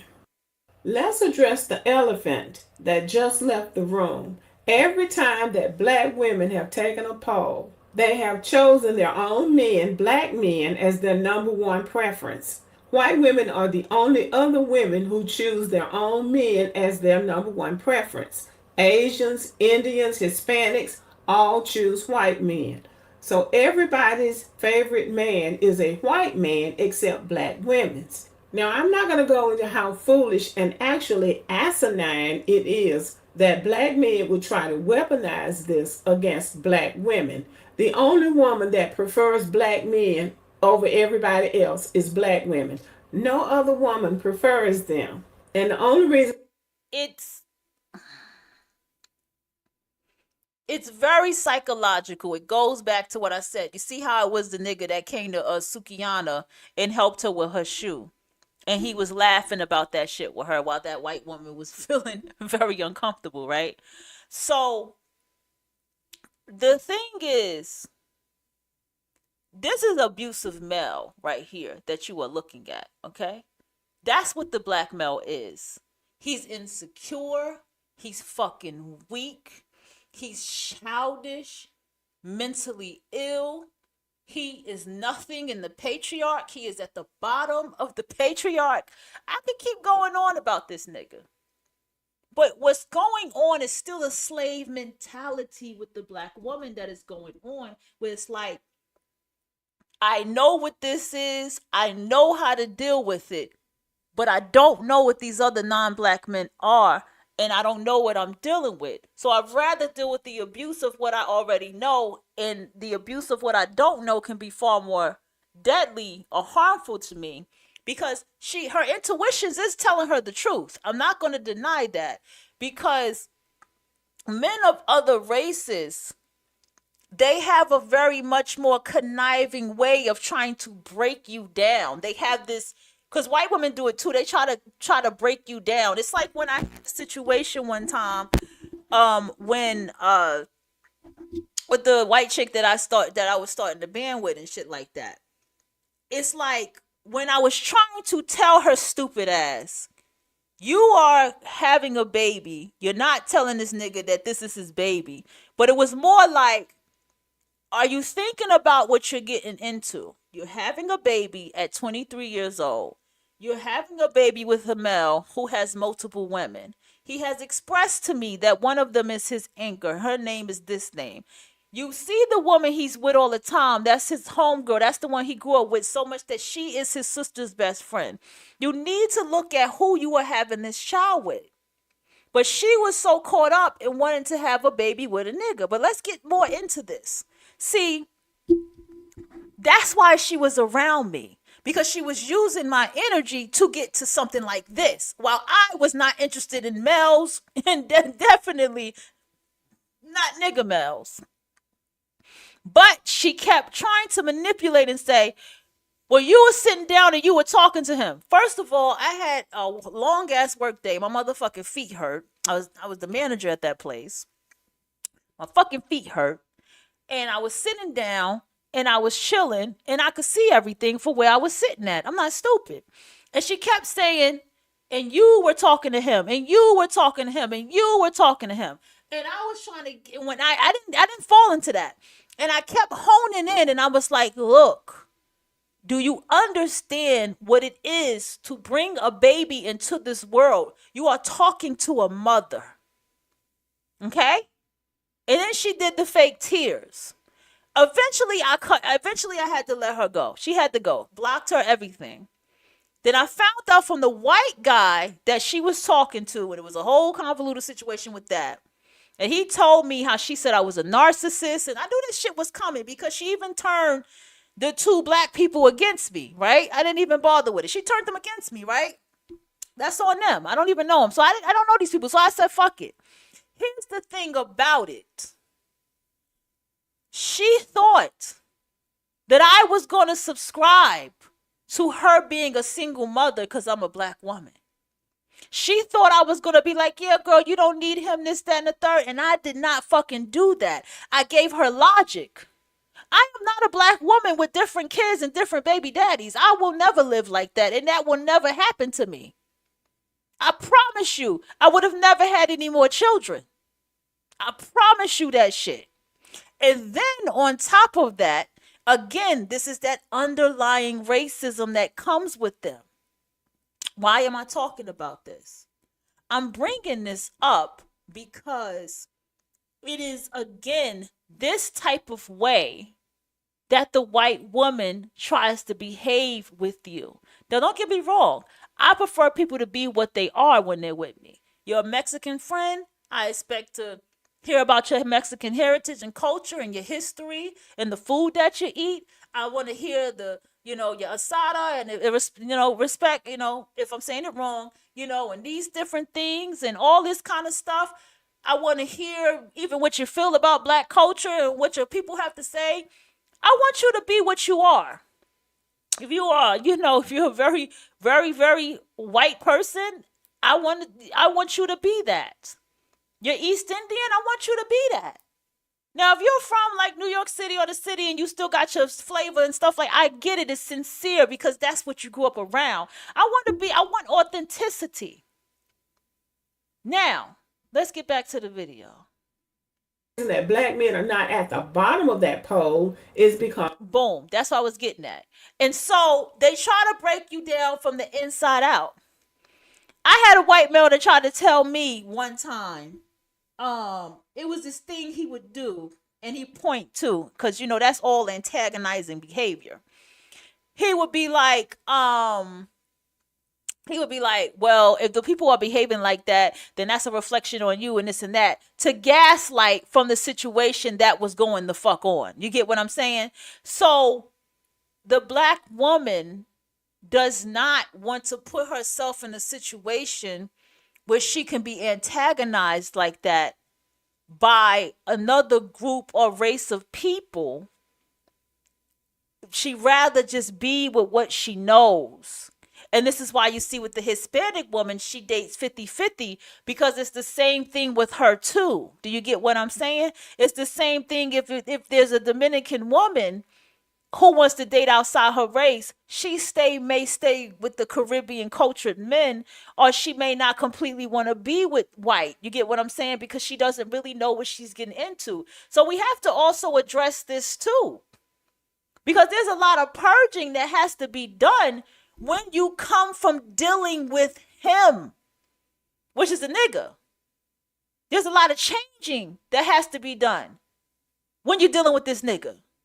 You understand? Because it's a lot of shit, psychological shit that you're dealing with. And you don't want to carry that on somewhere else and find yourself in a fucked up situation. That's what's going on with her.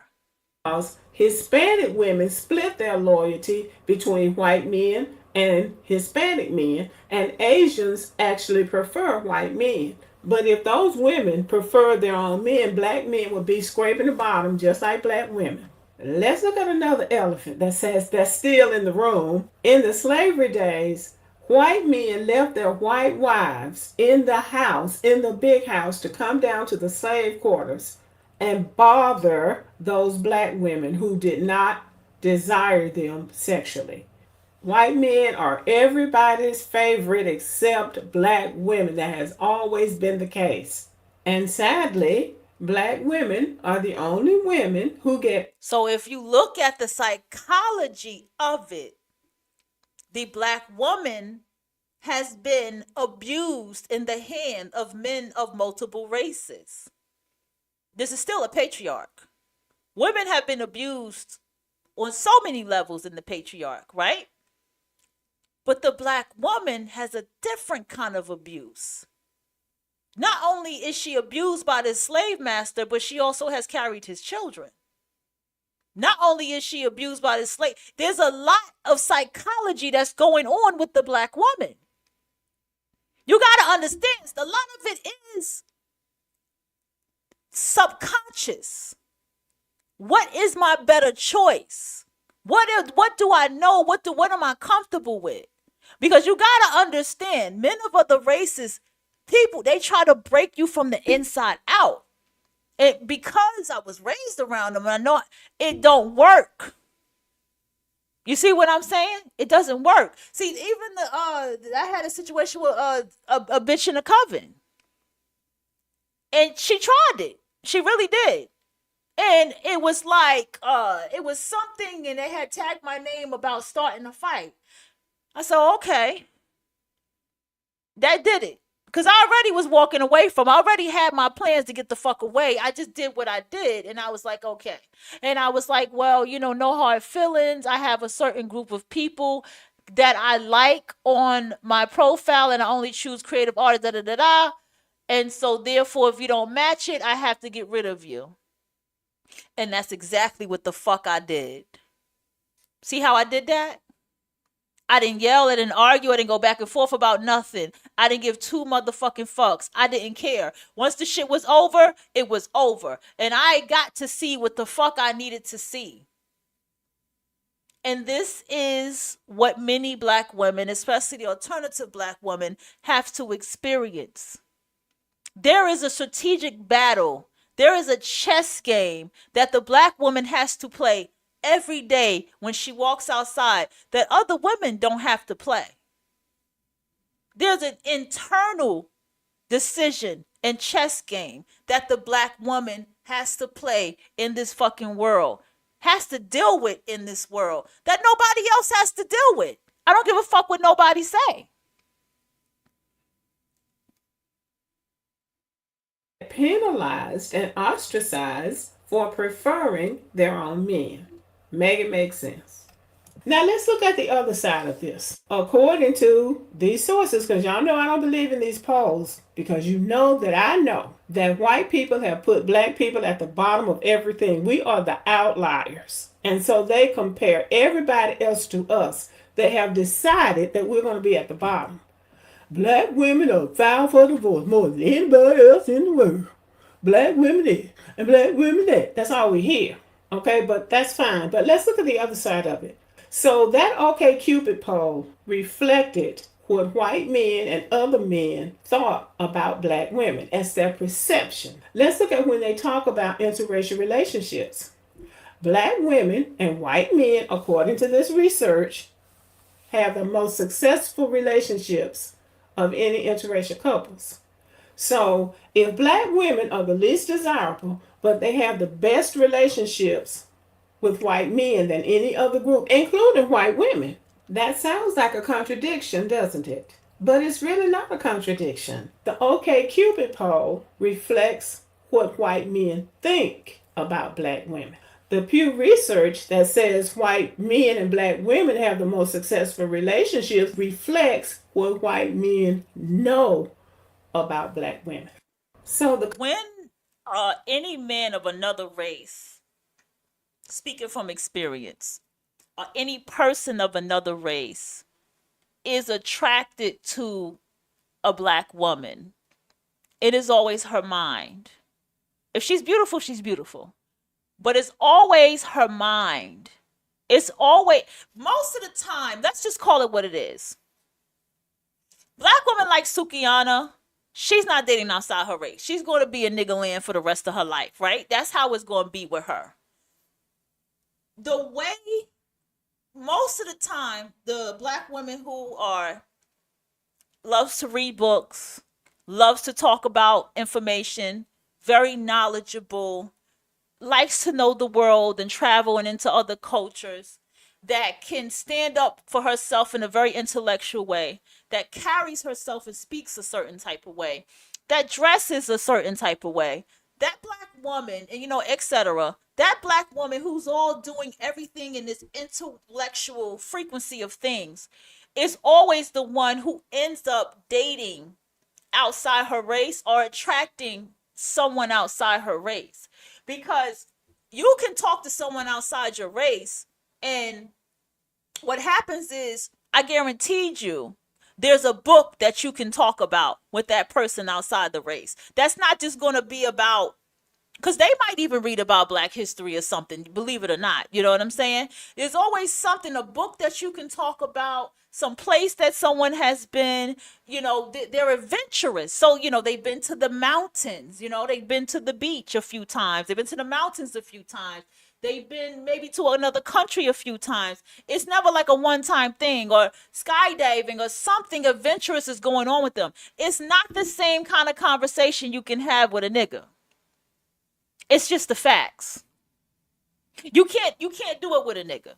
And then on top of that, if you do talk to him about a book, he gonna be the one trying to tell you everything. It's gonna be a one-sided thing. It's not like this. And even if he is reading a book and he's not even doing it because that's who he is. He's doing it to impress the bitch, to impress another woman. So he's not even himself. And this is why niggas have such a hard time understanding the male nigga. He doesn't understand why he doesn't attract what he believes that he really wants to attract. Because look, the universe knows your frequency and who you are. You cannot walk around here thinking you picking up a book just because to attract somebody. You're going to attract somebody who's going to be the same frequency as you. Somebody who's truly an intellectual person. If you got a book in your hand and they've read that book, they can go chapter for chapter with you about that book. Depending on the person, if it's someone like me who's a writer myself, I can get into that author, the book of what you're reading. You're not going to get that, but with someone who is non-Black, and that is the facts. That is what brings and attracts the Black woman to be dating someone outside of herself. Contradiction is between what white men think about Black women versus what white men know about Black women. Right. Which one do you think is better? Which starseed are you? Take test. I ain't none of them. Why you trying to tell me I was a starseed? White men that are married to Black women know more about Black women than white men who are answering questions on an OkCupid app. Right. Okay, let's bottom line this discussion. Everybody in the United States of America gets defined by their strength, except Black people. We get defined by the weakest link in our chain. So whatever is weak, whatever is negative, right, whatever people can look upon with disdain, right, that's what Black is. Yes. And if a Black person is exceptional or excellent in some way, then they all of a sudden become an American. Now they're an honorary white person until they do something that white people don't like. Mm-hmm. But whatever we are, whatever we get saddled with is something negative. And the fact that black people can listen to something white people say and use it to try to weaponize other black people shows just how ignorant Yes. people are in our community. Ignorant. We have never gotten anywhere in this country without sticking together. Because when they pick a Negro from the group to be the spokesperson or to be Yes. the token, that black person is not going to operate in the interest of other black people. Right. That's important because it shows how easily we are manipulated and programmed. I'm going to end this video on a personal note. I don't know who those men are that took that OK Cupid poll in 2014, but this is my personal experience. I went to high school with white children in a small town in Alabama when Right. integration was just starting, when it wasn't even popular for white people to like black people. When I went to that school, and I'm just an average looking black woman, the white girls were saying, "Oh, she's beautiful." When we took our school day pictures, the black boy who was my friend had one of my pictures, and he went out on the football field with the white boys. When he came back to the classroom, he said, "Those white boys tried to take your picture. They wanted to see your picture." He said, "Those white boys like you."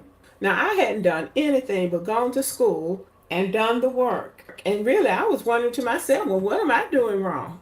Because black girls are taught that you are supposed to like black boys. Now, black boys might be taught that too, but they don't respect it the way that black girls do. I'm happy that I love and respect black men. I don't really care what white men think about me or what all these other races of people think. And that to me puts me in a powerful position because I know who I am, I appreciate myself, and I appreciate my people. And anybody who does not care about the men or the women in their race doesn't care about themselves. So I'm going to leave it at that. Y'all, let me know what you think about. I totally disagree with that.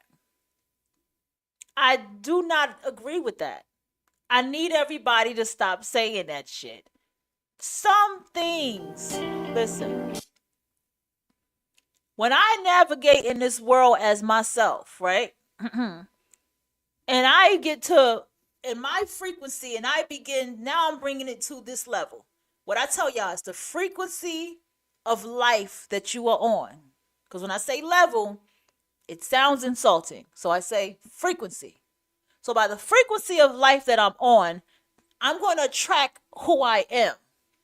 So as an intelligent woman, I'm going to attract other intelligent black women, right? Or other women who are intelligent, right? As I navigate this world and I go to the library and I journal and I take courses for certificates and I do all these things. And when I go to these places to do all these things, or these spaces to do all the things that I love, and there is nobody that is black that is there, or maybe it's one or two black people that are there, that is not my motherfucking fault.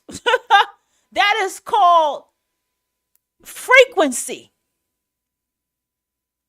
When I look up at work at the bookshelf, because I go over there and I peep at it, and I haven't really Indianapolis.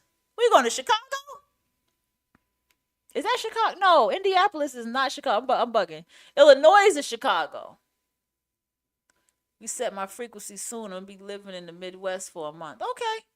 That might be something you need. Damn, we gonna be marijuana free? You gonna be all right? Oh, girl, Indiana. I know somebody that hate Indiana, bro. They be talking cash. They hate Indiana. They was talking about how poor everybody in Indiana. They said Indiana is fucked up. I don't know if you probably not gonna go to that part. Frequency. See what I'm saying? So the bookshelf at work, I always kind of peep it and look at it. I only seen one guy who actually picks up the books. Girl, Gary, that's what Michael Jackson's from. I'm going back to Indiana. I was thinking about that song the whole time. Indiana, here I come. Philly. Oh, okay. Okay, Catholic is not bad. Catholic, they a little bit quiet, you know? That's the thing about them. They're very quiet religious folk. Because, you know, Catholic people behind the scenes, they do candle magic and shit like that and shuffle tarot cards. They're a little quiet. Um, and this white guy at the job, he actually picks up books, reads them, put them back and everything. He's the only person I've seen do this. Besides myself going over there just to see what kind of books there is. It's a whole dictionary over there. Now, I'm the type, I'll read a dictionary because that's just me. And so, that's frequency. A lot of black males, black women too, are not at my level when it comes to conversations of certain things. And they could be very simple. And it makes me upset. Because I just want to be around, and I'm not saying I've never been around them. I'll get to that in a minute. I'm not saying I don't want to be around them, but it's like they just don't be at my level. And it makes me very frustrated because I be like, anybody I find close to my level is always non-black, just close to my level. But why do I go online and I see all these super smart people and I'm just like, am I, you know, these super smart black women especially, I'm like, am I not in the right spaces? Do I need to, like, maybe switch it up, my locations or something? Like, how can I put myself around much more smart women that can challenge me mentally? I want that sometime. Like, a lot of times I want that. You know what I'm saying? You know, it's like, do I need to just go ahead and go back to college again to find it? Because I'm just kind of, I'm lost out here with that. The frequency of Trump. Trump to me represents the Tower card. Okay? Trump represents the Tower card. Trump represents the plutonic energy. He brings out the truth in people. He brings out, I should join a book club. I love stuff like that. They have book clubs at the local library here. I don't like their anime club because the anime club is for teenagers. I think that's so fucked up. You know how many adults watch anime? I don't know if they have creative writing classes in my local library. I used to go to meetup.com and oh my gosh, maybe I should go back to that. I used to go to meetup.com and I used to go to meet up with people and do creative writing stuff and all that kind of thing. And I mean, I'm the type of person, fuck around with me. You just gave me an idea. I don't need nothing else on my plate though. I don't need nothing else on my plate. I would dead ass create a meetup group. I damn sure would. I love meetup. I have met great people for meetup. Okay. Trump represents that energy for me. He brings out the truth. No one can hide how they feel with him. Yep, you can. You can do a meetup.com group. People join your meetup, and then you have your different meetings, and you have your purposes, and y'all meet up somewhere, and y'all sit down. And the meeting group that I had, the meetup group that I had, it's called meetup.com. The meetings I had, it was in the public library, my favorite library in New York City. Man, I love that library. It is huge. Oh, I love that library. And in that library, we would just sit down for like an hour and just write. And then after that, we'll go somewhere and eat together. I think she treated sometime, depending, but we'll eat somewhere together. And then that's when we will talk. And I think I will implement that again. Like the first hour, we sit down, we write, we read, we create, we research together. And after that hour, we go somewhere and we sit down and we eat, and then we talk to each other. And then there were meetup groups where they would watch movies and talk and stuff like that. I didn't want to do any, at that time it was in my Saturn return. I did not want to, I just didn't want to talk. February 19th can be either one depending on the year and the time the person was born, but mainly depending on the year. Because it was one year that September 23rd, September 24th was actually not a Libra, it was a Virgo.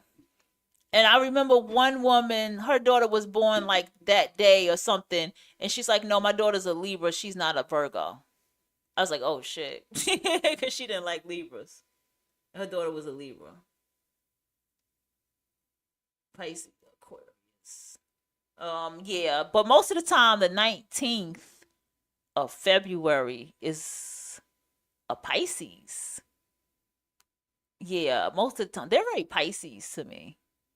They're kind of, to me, they are the start of like that Pisces Aquarius energy. Anybody I ever met from the 19th of February? Them February Pisces are very different. Yeah, especially those Aquarius that get close to Pisces, they're a very different breed. But they're so talented though.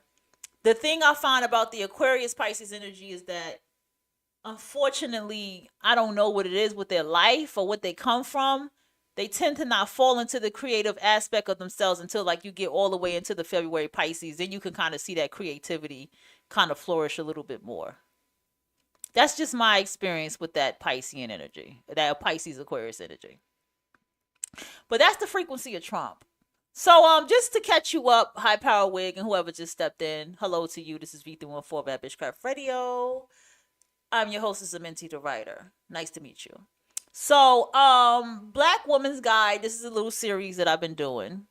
It said, nobody desires you, myth, ?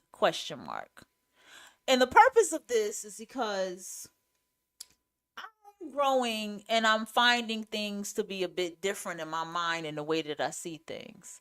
And I've been observing everything that Trump has been doing lately. And I've been observing what kind of things is starting to come out of Black women now.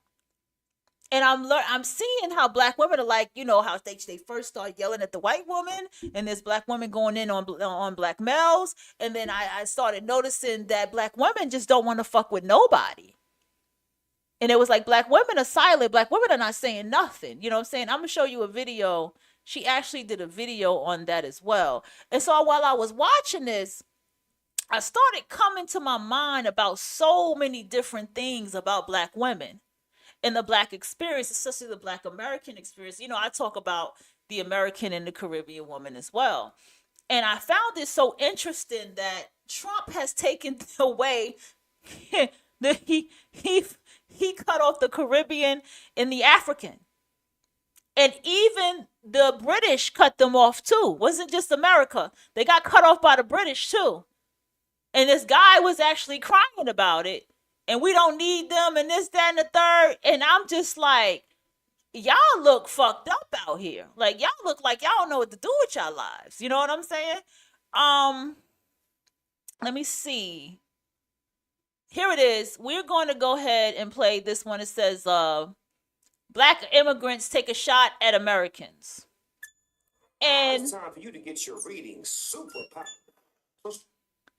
This is a topic that has been had for majority of my life that I've been in New York City. And as I have grown and I have come to see how fucking stupid a lot of these conversations are. Channel, the most interesting ethnic groups are not. And y'all, I just got to give it up to Black Americans. Being a Black American has got to be one of the most interesting, if not the most interesting, ethnic groups on the face of the earth. Everybody gets in our business. Everybody wants a piece of whatever it is that Black Americans are into, want to have some say. I feel safe in saying that Black Americans don't meddle into these other races of people's business until they start messing with us. That's so true. But everybody got something to say. Now, what I believe would be helpful if people would understand boundaries. Like when people migrate to the United States, whatever is going on in the United States between Black people and white people, it doesn't have anything to do with them. It has nothing to do with Black immigrants from Africa, from the Caribbean, or wherever in the hell they came from. Well, I come here and I pay my taxes. when you come to America, you sign on to whatever is going on in America. You are a newcomer. You don't get to come here and make decisions about what's going on. And just because somebody sticks a microphone in your face and asks you what you think, you need to do like the actor from Uganda, David, whatever his name is. He said, I don't try to be an authority on Black Americans' business. That's the right approach. I don't try to be a spokesperson for Black Americans. That's what he said. That's the right approach, because people are so concerned about what's going on in Black America. They're more concerned about what's going on in Black America than they are what's going on in their own homeland, which is what they need to be concerned about. So, okay, listen to this. And there were slaves in the Caribbean, and we didn't qualify for this. Well, here's the challenge. There are so many difficulties with trying to enact reparations, in part because the question is who gets them. Potentially, I could fall into that category. I honestly have called a pipe dream in the past, and I think that's what it is. Well, it would be nice if there was an elegant, simple solution to all sorts of complicated problems. You're not actually talking about how to fix those problems if you're only talking about reparations. If we're only debating thing that happened more than a century ago. And we're probably never going to do this. It's not clear to me why we're pursuing this thing. Is it fair that there's no reparations, First of all, we want to talk about reparations. This was Black people's reparations. This is how I understand it in history. 40 acres and the mule were Black people's reparations. Welfare were Black people's reparations. This is how it was explained to me. Like that was our reparations. Welfare, 40 acres and the goddamn mule. Okay? Also, Jewish people got reparations. And they was in the Holocaust for 2 weeks. So fuck that. We had 400 years plus of goddamn slavery. Constitution, nothing. Should the Irish get reparations, by the way? Irish need not apply signs when they came here during the progressive era. I mean, how far do we want to take this down? Are we acknowledging that there are ugly spots in history? Because 60% of the world would be entitled to slave reparations if you wanted to play that game. Well, here's a fact. Slavery ended 154 years ago. It's been a long, long time since we had slavery in this country. And you have people like my family. I'm Black, but my family came to the United States in 1962. My parents are from Costa Rica. Do I get a check? I did a couple of essay contests that I actually won. She about to drag all of them. I won like NAACP AXO award for this essay. And She's something Nigerian. else. I can't remember another, like I ended up winning money. And the essay was, do you think Black people should get reparations? And I was like, no, you didn't work for it. Why are you so against reparations? Valerie, it's a matter of a waste of time. Oh, shit. We've got so much to do. And yet you have people who invest so much energy and attention on what I consider to be a dead-end idea, a dead-end movement. If we were to pay reparations today, we would only divide the country further. We would insult many Black Americans. So you see, all of these were people that came from somewhere else. That would be equivalent to me We would only divide the country further. We would insult many Black Americans. So you see, all of these were people that came from somewhere else. That would be equivalent to me or one of you going to Jamaica or Nigeria or wherever these people came from and inserting myself into something that had been going.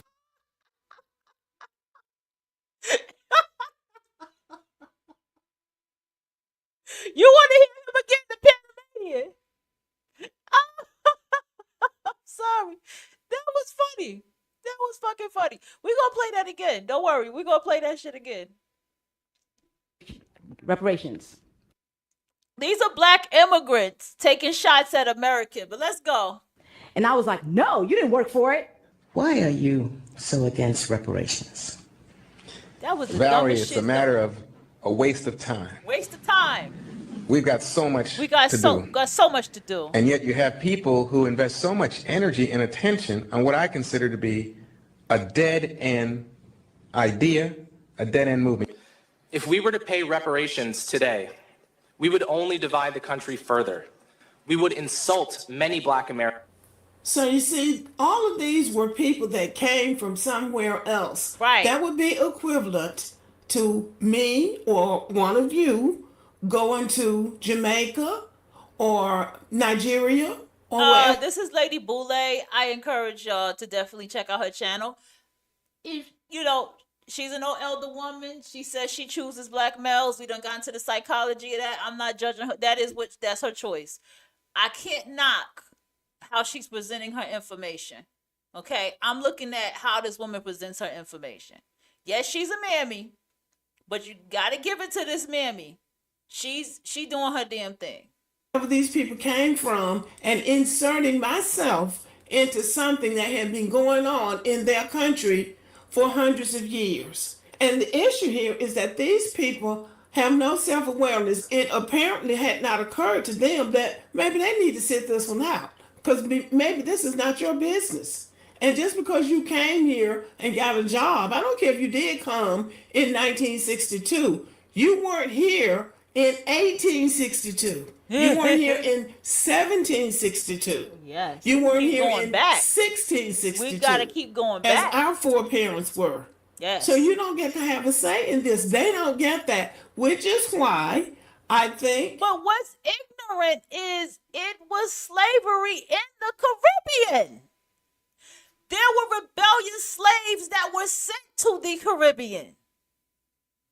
This is what's crazy, because now I have to wonder, are the Caribbeans not taught about slavery in school? The delineation that Black Americans are talking about is important. You didn't hear nothing about buck witch or what's that, buck breaking, but in the Caribbean, mainly in Jamaica, that the British was doing to them, fucking the men in the ass. You didn't hear nothing about that in America, but you go to the Caribbean, especially Jamaica, that's what you hear. That's the psychology. That's why you need to get into slavery, because that's the psychology to why y'all hate gay people, and y'all are gay. And it's catching on too, because now people are realizing that these people resent me having some say. Now Candace Owens, I have already said, is the most disgusting woman in America. But not only that, she's really arrogant. She really thinks she's smart. She thinks that what she has to say is really important. So this is why it is important The fact that for she Black said they didn't Americans work to make for the it took me the distinction. fuck Now, out. some of y'all, I think, I don't know if it can be done without people getting angry, because I think some of y'all do I get need to eat my angry potatoes. and start calling these people tethers and things like that. And I don't know, maybe that's what it's going to take for them to understand that you have overstepped your boundaries.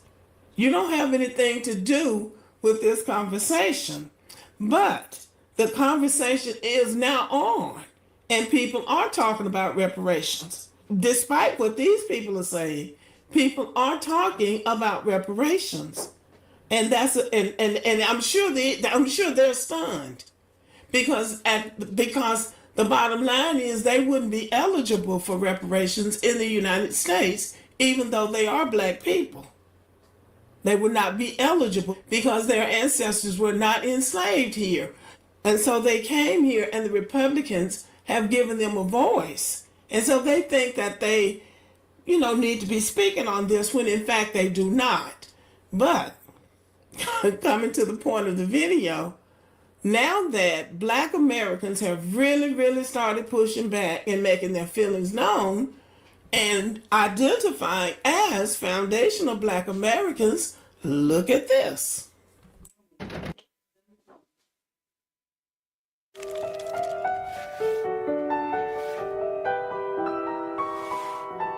My bad, y'all. Oh, this looks kind of dope, but I can't watch it. How long is this video? Let me see. Okay, good.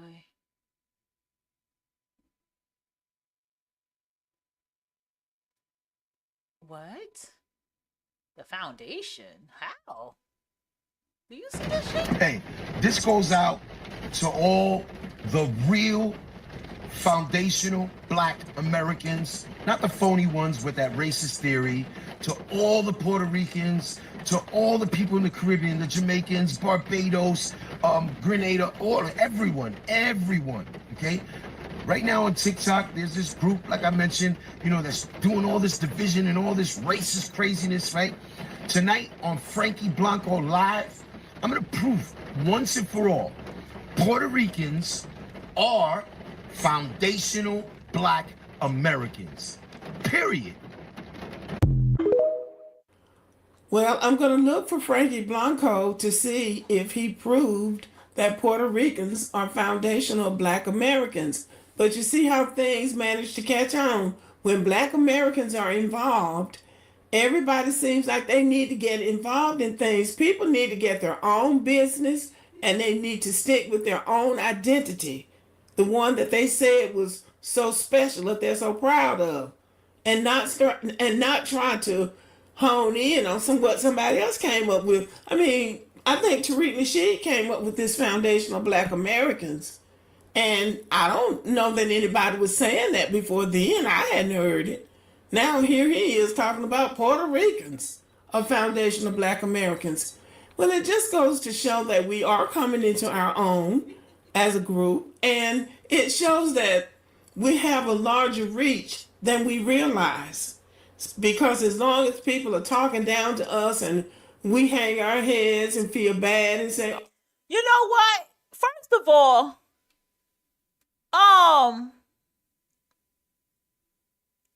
what the fuck is he talking about?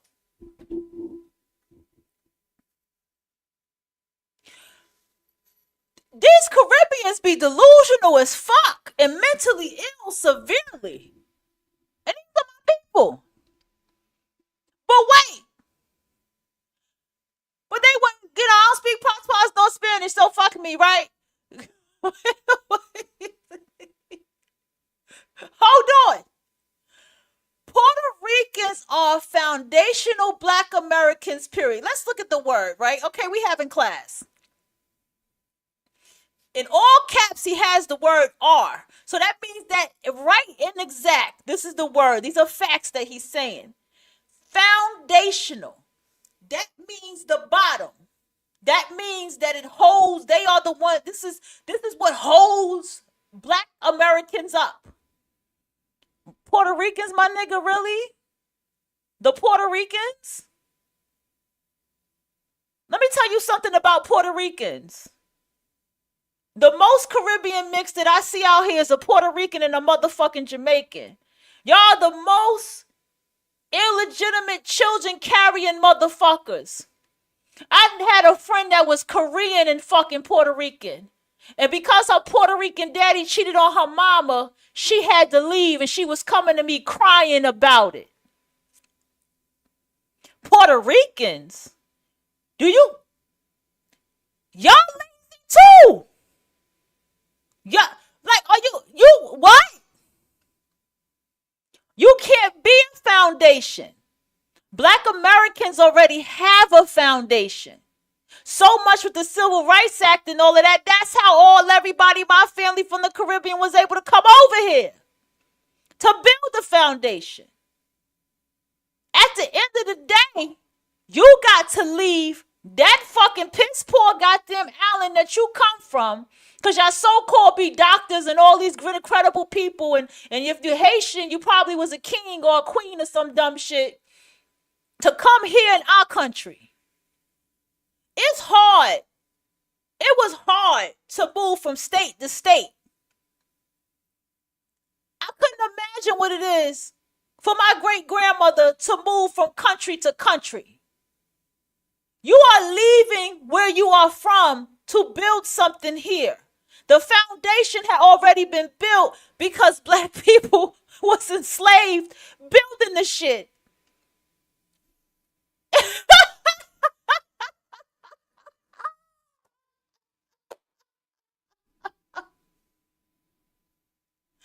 What the fuck, a Puerto Rican? I'm gagging, girl. I'm gagging. Oh, look how they're treating us. Then everybody thinks, oh, they are. Don't he sound like Joey Crack? He said some shit too. She got a video arguing with him too.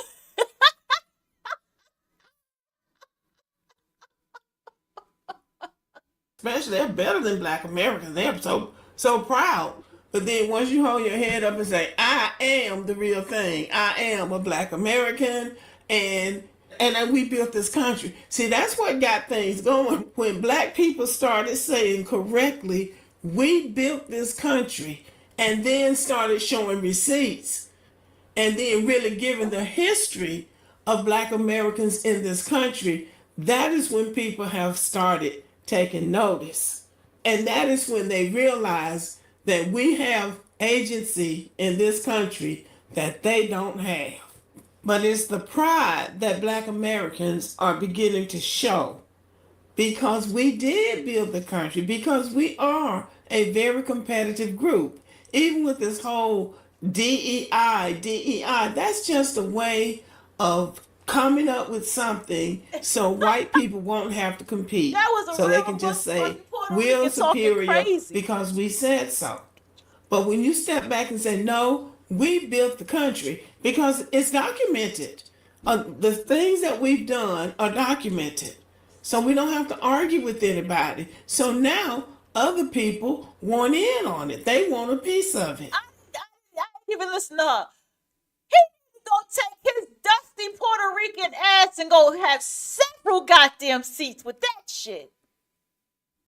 What the fuck? But they don't belong. They are not foundational Black Americans as it has been defined by Tariq Nasheed. And I agree with him, even though I just identify as Black American. And really, I still don't think we should give African American away and let other people come in calling themselves African Americans, because we are the ones that made it popular. So I don't think you give it away because they want to come over here and try to make a case about something that they didn't care about before they got here. So we're on the right track. We have to define who we are, and we have to claim our culture and put a stamp on it and say, this is ours, because people are saying, we know you got this from us, and oh yeah, nobody got nothing from you. No, we didn't get anything from you. We haven't seen you in 400 years, so we didn't even know you existed. Right. All right, y'all. So thank you for listening. Nah, it's Have a one good with, evening and leave a comment. It is actually a video I saw with Fat Joe in the cover. Let me find this shit. Now I want to know what he said. Hold on, can y'all still hear me? I'm not too loud in the microphone. That motherfucker made me scream. Are you fucking kidding? Are you fucking kidding me? Oh my gosh, did you hear? That motherfucker was dead ass serious. He was dead ass serious. Oh yeah, I did see the Asian man. Hold on, it's Joey Crack on the cover. I remember. I want to see what he had to say. Let's go ahead and go to Black Immigrants Are Learning the Hard Way. Let's go. Hold on, commercial. I'm not going to Planet Fitness. Stop sending me this commercial. I'll go back to my old gym if I go back to the gym again. When I go back to the gym. For Black Americans, this is Lady Boo. Want to or not. So be of good cheer and be thankful. Recall that a few weeks ago, Tanya TKO went off on Nigerians for their arrogance in Nigeria, talking about what they would do if they were in America, calling Americans lazy and slackers or whatever they were calling Black Americans. And if they were here, what all they would do, and they would be rich, and they would be famous, and they would be all that. Well, they're having a shot in New York City to do all of those things that they were going to do when they got to America. So let's talk about it. So a bunch of them have descended upon New York City illegally, and they are trying to basically, look what it looks like is, they're trying to demand that New York City provide food, shelter, and clothing and give them an immediate work permit. So the city workers are not moving fast enough for them. And because the process was not moving on their expected time frame, they're all saying that this is not what they were expecting. And they're protesting outside City Hall to let everybody know how they feel about it. I'm very upset about it because I was not thinking it would be like this, one unnamed male immigrant said. Because of lack of shelter, lack of many things are missing, lack of job. That immigrant situation in New York City under Biden pissed me off a bit. It really did.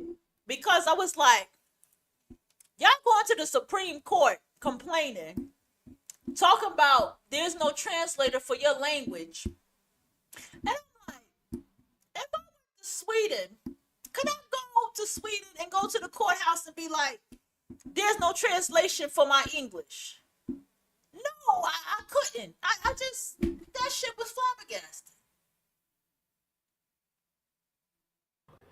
And I guess this unnamed male immigrant was supposed to be the spokesman for the group, because looking at a group of young men, he said, they are young guys, look at them.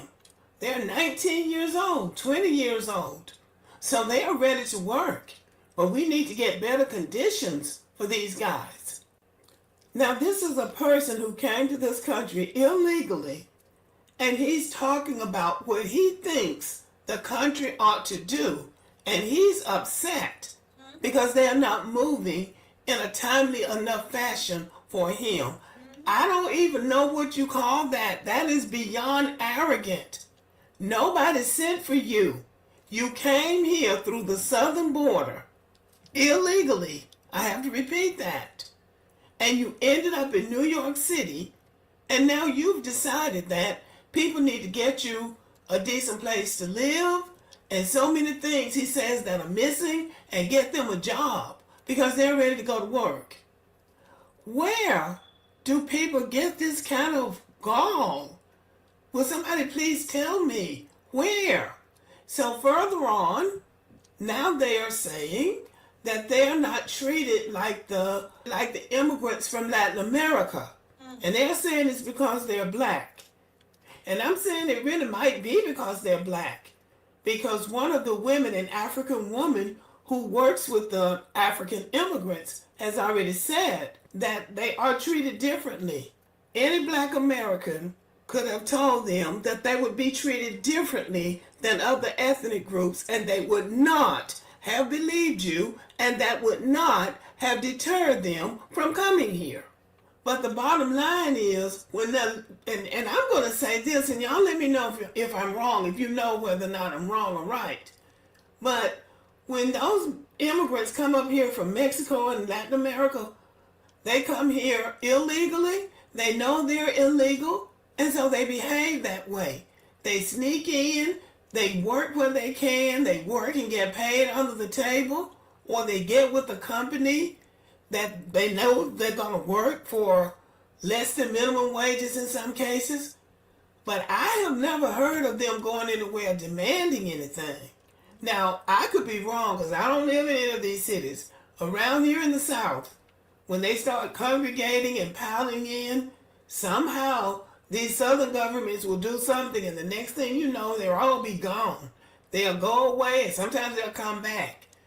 But they don't ever come back making any demands or telling anybody else what they're supposed to do. And I believe a lot of this is due to Africans going back to Africa from the United States, talking about the welfare system, talking about how America is and how, free and you could do what you want to. How arrogant do you have to be to come up in here illegally and start talking about what somebody else is supposed to do? Another thing about the immigrants that come from Latin America, they have networks. They have family members in the United States. And so they hook up with their family members and they can live underground for years because they have somebody who will let them stay with them. and they can work under the table because they know people who will hire them to work under the table. And Mexicans, and we say Mexicans, but they come from all over Latin America, they're used to doing it that way. They're not used to coming up here, going to a government agency and telling the people at the government agency what they're supposed to do for them. I've never heard of anything like this before. Like a whole When bunch you of come niggas. here legally to go to school, because that's usually what the Africans do, is come here to go to school and won't leave. That's how most of them got here. They came here on a school visa, and when it was time to go home, they just wouldn't go because they didn't want to go back to that village where there was no running water and no electricity. But they're still arrogant as hell. So anyway, y'all, they are learning the hard way what America is about. They have thought that black Americans are just pampered. Just let me get to America. Those black Americans are lazy. Let me get back. The lady that was Let me get back. my interview. Let me get back, because I ain't got to listen no more, because this is kind of old, because I remember when this happened. Look, I've heard it all. I've heard the ignorance. And when I say ignorant, I mean ignorant shit. And we're going to go back to the frequency of Trump. Okay?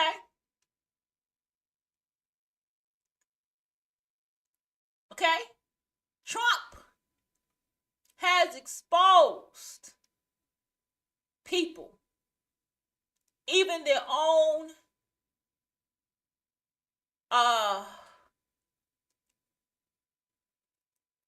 cultures, race. Okay? He exposed it.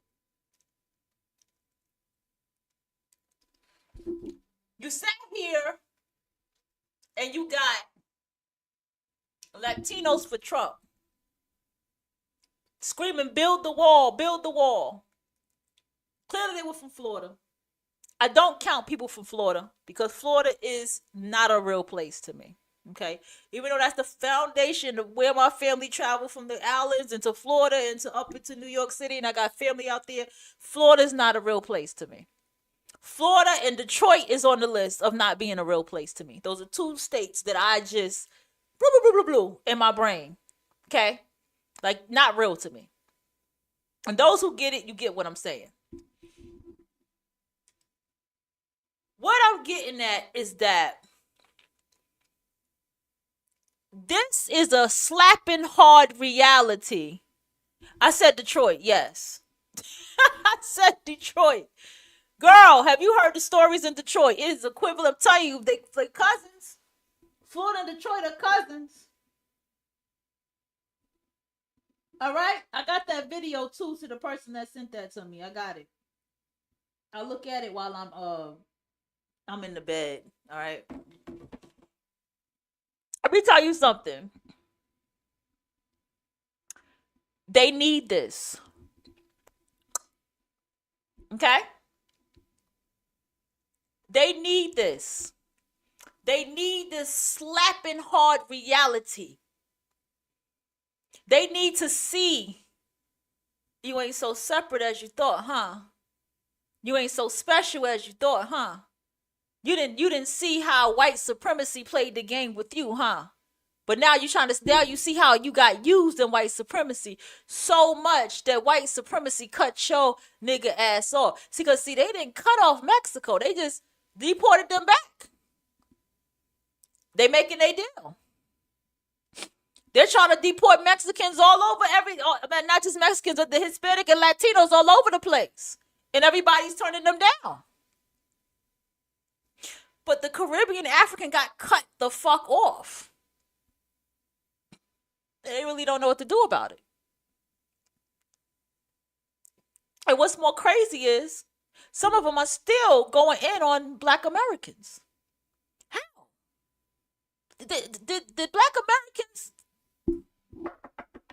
knock on the door and tell them, yo, cut these niggas off? We didn't do that. See, this is how much, as a black person in this country, how much is taken, how much beatings and punches and what's the word? Tongue lashes that black Americans have had to take for so long that now when the white supremacy Mr. B says, we not fucking with y'all over here,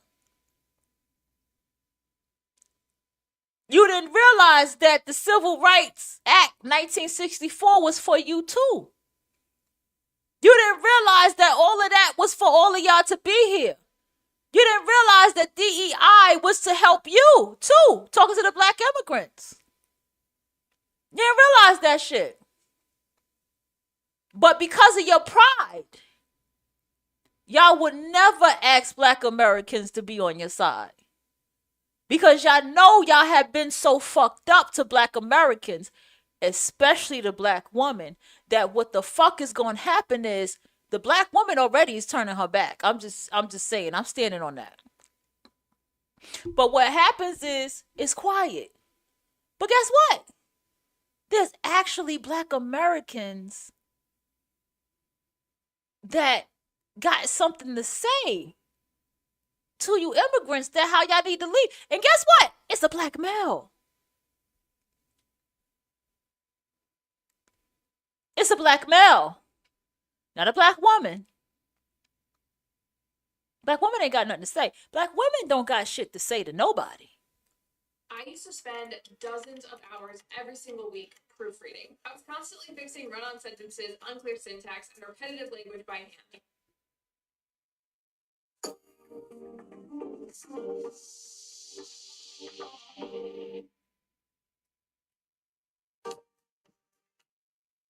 All you do to support the channel. And yes, we are committed. Happy New Year to everybody. Then she wishing everybody a happy New Year. Days, but this is the holiday season, a time for families and transitions and all of that. So when did she post this video? To the United States and have so much to say about Black Americans. Now we know that one of the ways that these people try to ingratiate themselves to white Americans is that they take on this anti-Black, I can't stand Black people, and this is what's wrong with Black people in America. Right. They have to take that on to impress white people that they're okay, that they're on their side, and they're going to be just like the white people. Now, what I like about the new generation of Black Americans is that they don't take this. I do say this.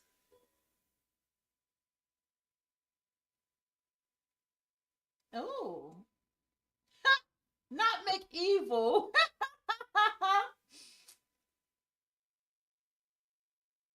Okay, I like her already. To the person who sent me this video, shout out to you. I don't call people names out.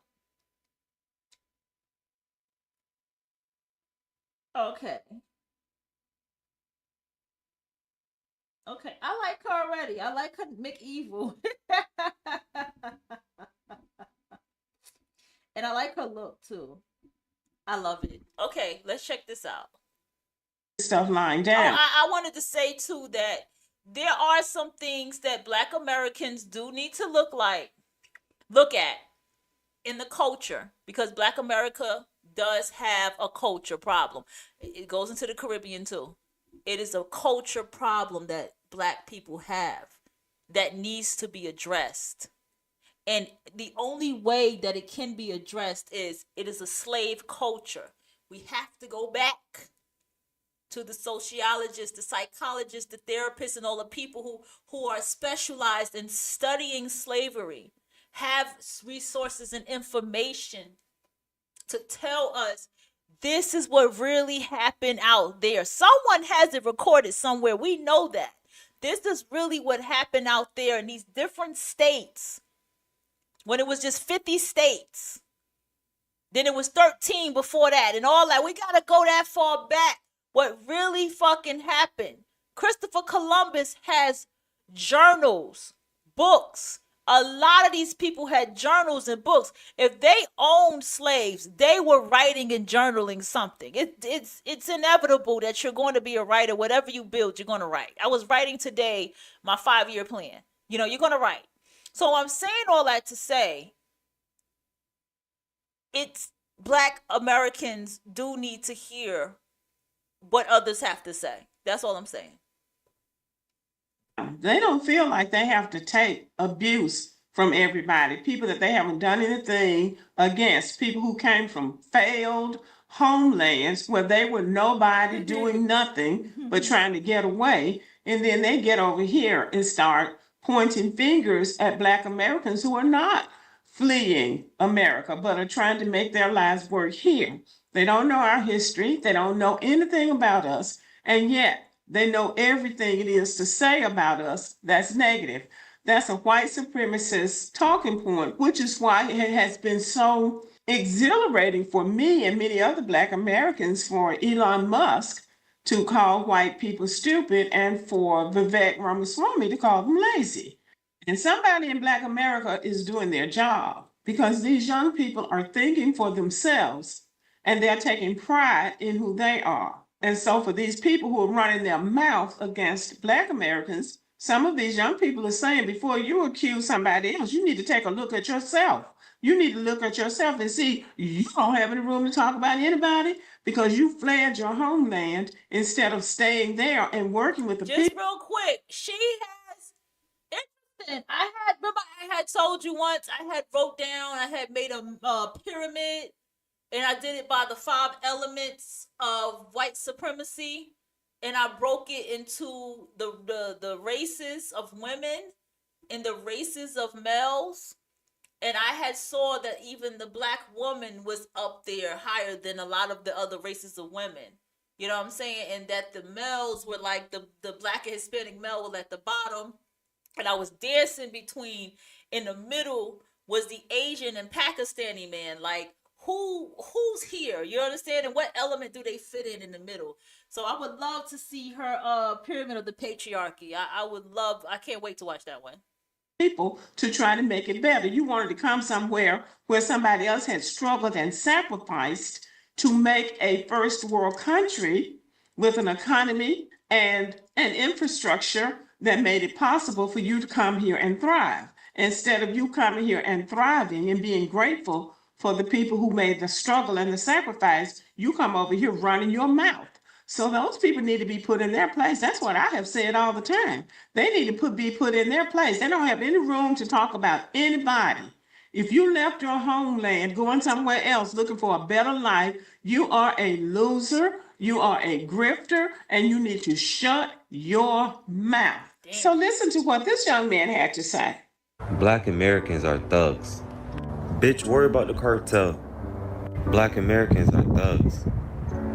Bitch, worry about the mafia. Black people are thugs. Bitch, worry about the Taliban. Black Americans are thugs. Bitch, worry about your own son. Don't want to piss him off, don't you? Black people are thugs. That was funny. Man, y'all got so much on y'all plate. I can't even name all the groups, man. Get the fuck out of here. You're right. Y'all eyes don't see Black Americans going to no other country talking about or giving any opinion on anything, on cartels or anything, but everybody come over here and got the most to say, some shit to say. Fuck y'all opinion, go home. Fuck it, I don't care. He said it better than I can. Go home. Matter of fact, stay there while. You see, this is the thing that y'all don't understand. Immigrants of color. You don't want these niggas to act up on you. Because you're going to see how fucking intelligent many of us are. You don't want these niggas to act up on you. There's a reason. See, I want you to understand something. Don't ever get it in your head that Black Americans are just fucking stupid. Don't. You got to be careful. You got to be very careful with us. And you better make sure the one that you doing your dumb shit with is the dumb Black nigga. Okay? You got to make sure. Because I'm going to tell you something. Millennials and Gen Z ain't shit to fuck with. They'll pull out some books on that ass. They'll go get the facts, not from the internet. They actually will go pull a book out on your ass and they'll pull out the facts. And even if they go to the internet, they will still make sure that it's facts. Don't you dare. The millennials and the Gen Z, we are the ones that had enough time to sit back and watch y'all and analyze y'all and write. We were the ones that were questioning y'all. We were the ones challenging the shit that y'all was saying and doing. And then as we're adults now, and we're really waking the fuck up. Because let me tell you, a lot of Mexicans dress like the Mexicans dress like the late 90s going into the 80s. The way black people did with the Adidas sneakers, with the baggy pants. Don't get me started with that Chicano look. That Chicano look is rooted from black women in hip hop. You've seen a lot of black women with that style. It's just flipped up with the cultural Mexican style. But black women had that look. Go look at motherfucking Aaliyah. Okay? So it's little things like this that we look at and we observe. We know that black culture, connects with the Italian mob shit because that's something with black culture is into that whole family mob and all that kind of shit, okay? We know that, like he said, we know white boys are fucking off the hook. If you've been friends with them, you know. My brother had a white friend, okay?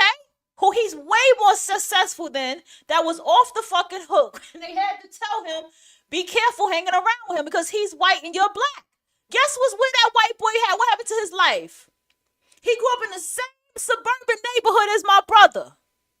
But guess where his life is at? In and out of jail, and he's in a fucking wheelchair. We know that white boys will kill their fucking family for $1 million fucking family lineage. We know how wicked they can be. And don't get me started on the Spanish women. You don't want me to get started there. Because black males talk about how easy it is to fuck y'all. And I can go on and on and on. I can go on and on and on. Do not fuck around and find out when you come across the right motherfucking black American that will drag you to filth. It is open season, y'all. The black women are pissed because we got the shit end of the fucking stick. The black males have been waiting. I'm going to tell you right now, the black males have been waiting to have the opportunity to say what the fuck he want to say. Because he gets the biggest backlash. He gets the physical backlash for what he says. Black women just get the fucking smear campaign and she get ganged up on while bitches cry and shit like that. Shit different now. But for the black immigrants, y'all gonna get it worse. While you're there, don't even come here because you don't have anything to offer America. You have nothing to offer this country. If you come here criticizing and talking about black Americans, you don't have anything to offer America. You're just here on a humble, happy to be here, and too dumb to realize that the best thing you can do is not bring attention to your sorry self who wouldn't do anything for your own homeland where you have ownership, where you have agency, coming somewhere where you're not wanted and you're not even needed, running your mouth. So he went through the Hispanics, the Asians, the Arabs, the white people, and the Africans, and he left out the Indians. I guess they throw them in with the Asians. But they're all basically just grifters. They're all desperados looking for somewhere to land. So they land here. Now they have clean water. They don't have to drink out of the same water that they shit in. And they have the 24/7 electricity, and they let that go to their heads. They let that go to their heads. They have finally found a place that's decent to live in. And so instead of being quiet and showing a little class and a little decency, they show just how low on the totem pole they are. Therapy has always been such a scary idea to me because I simply did not know where to get started. I didn't know how to find my person. Girl, what is it with So this young man said it best. He said it well. I agree with everything that he said. And for all of those Hispanics, you need to stay in your homeland. You're not needed. All of you piling in here, all American citizens, we're taking care of you. We're giving you free food, free lodging, riding around here, having wrecks because you can't drive, tearing up people's cars and assaulting people and doing all kind of ignorant stuff that you were doing back in your homeland. Most of them are nothing but a bunch of freeloaders getting something that they didn't work for. They don't even have sense enough to be appreciative of the people who made the sacrifice so they could come over here to get something that they didn't work for. They will never be able to earn what they're getting out of this country. These little jobs that they're getting are nothing compared to what they are getting in return. Something, again, that they didn't work for. You're lifting a gift horse in the face and don't even know how to say thank you. You didn't suffer anything for this country. Arabs, really, the Arabs are also really sorry. They have taken all they could from Africans. They have all of that oil over there, and yet and still they're running. They're running somewhere, trying to have a better life, mustying up the place, and don't even know that they're not wanted either. And the Indians, the Africans, and then, of course, white people, who knows what to say to them? This young man says, you need to be worried about your own children. That's right. You need to be trying to nurture your children and give them the love and the nourishment and the nurturing that they need so they don't feel like they have to go out and hurt everybody in the whole wide world that they come into contact with to feel important.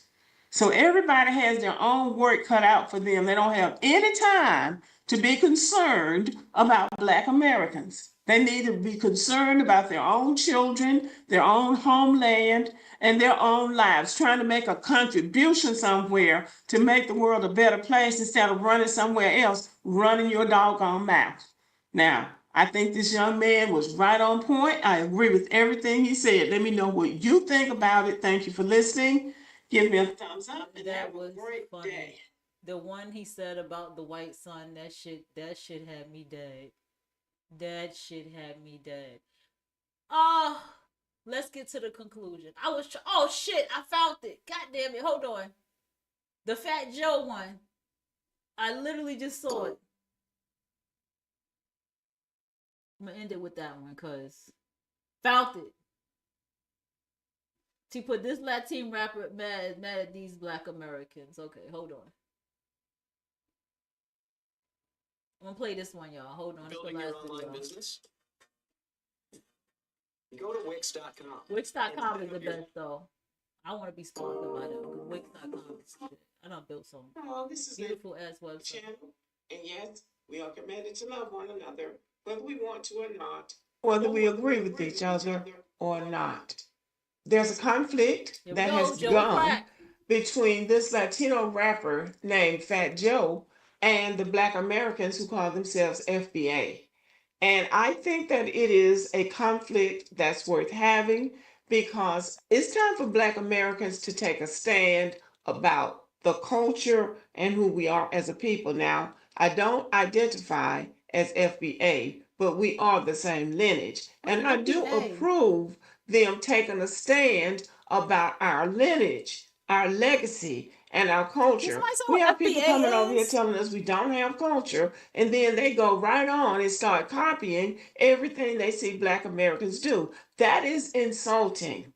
I don't know how the disrespect for Black Americans got started. I think it has to do with the way America has portrayed us and the trade-off that America has with these immigrants when they come here. The system tells them that the best way. This is what I have a problem with the mammy. This is my problem with the mammy.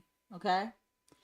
The problem I have is you never ever confront these niggas for what they did to the Black woman's image.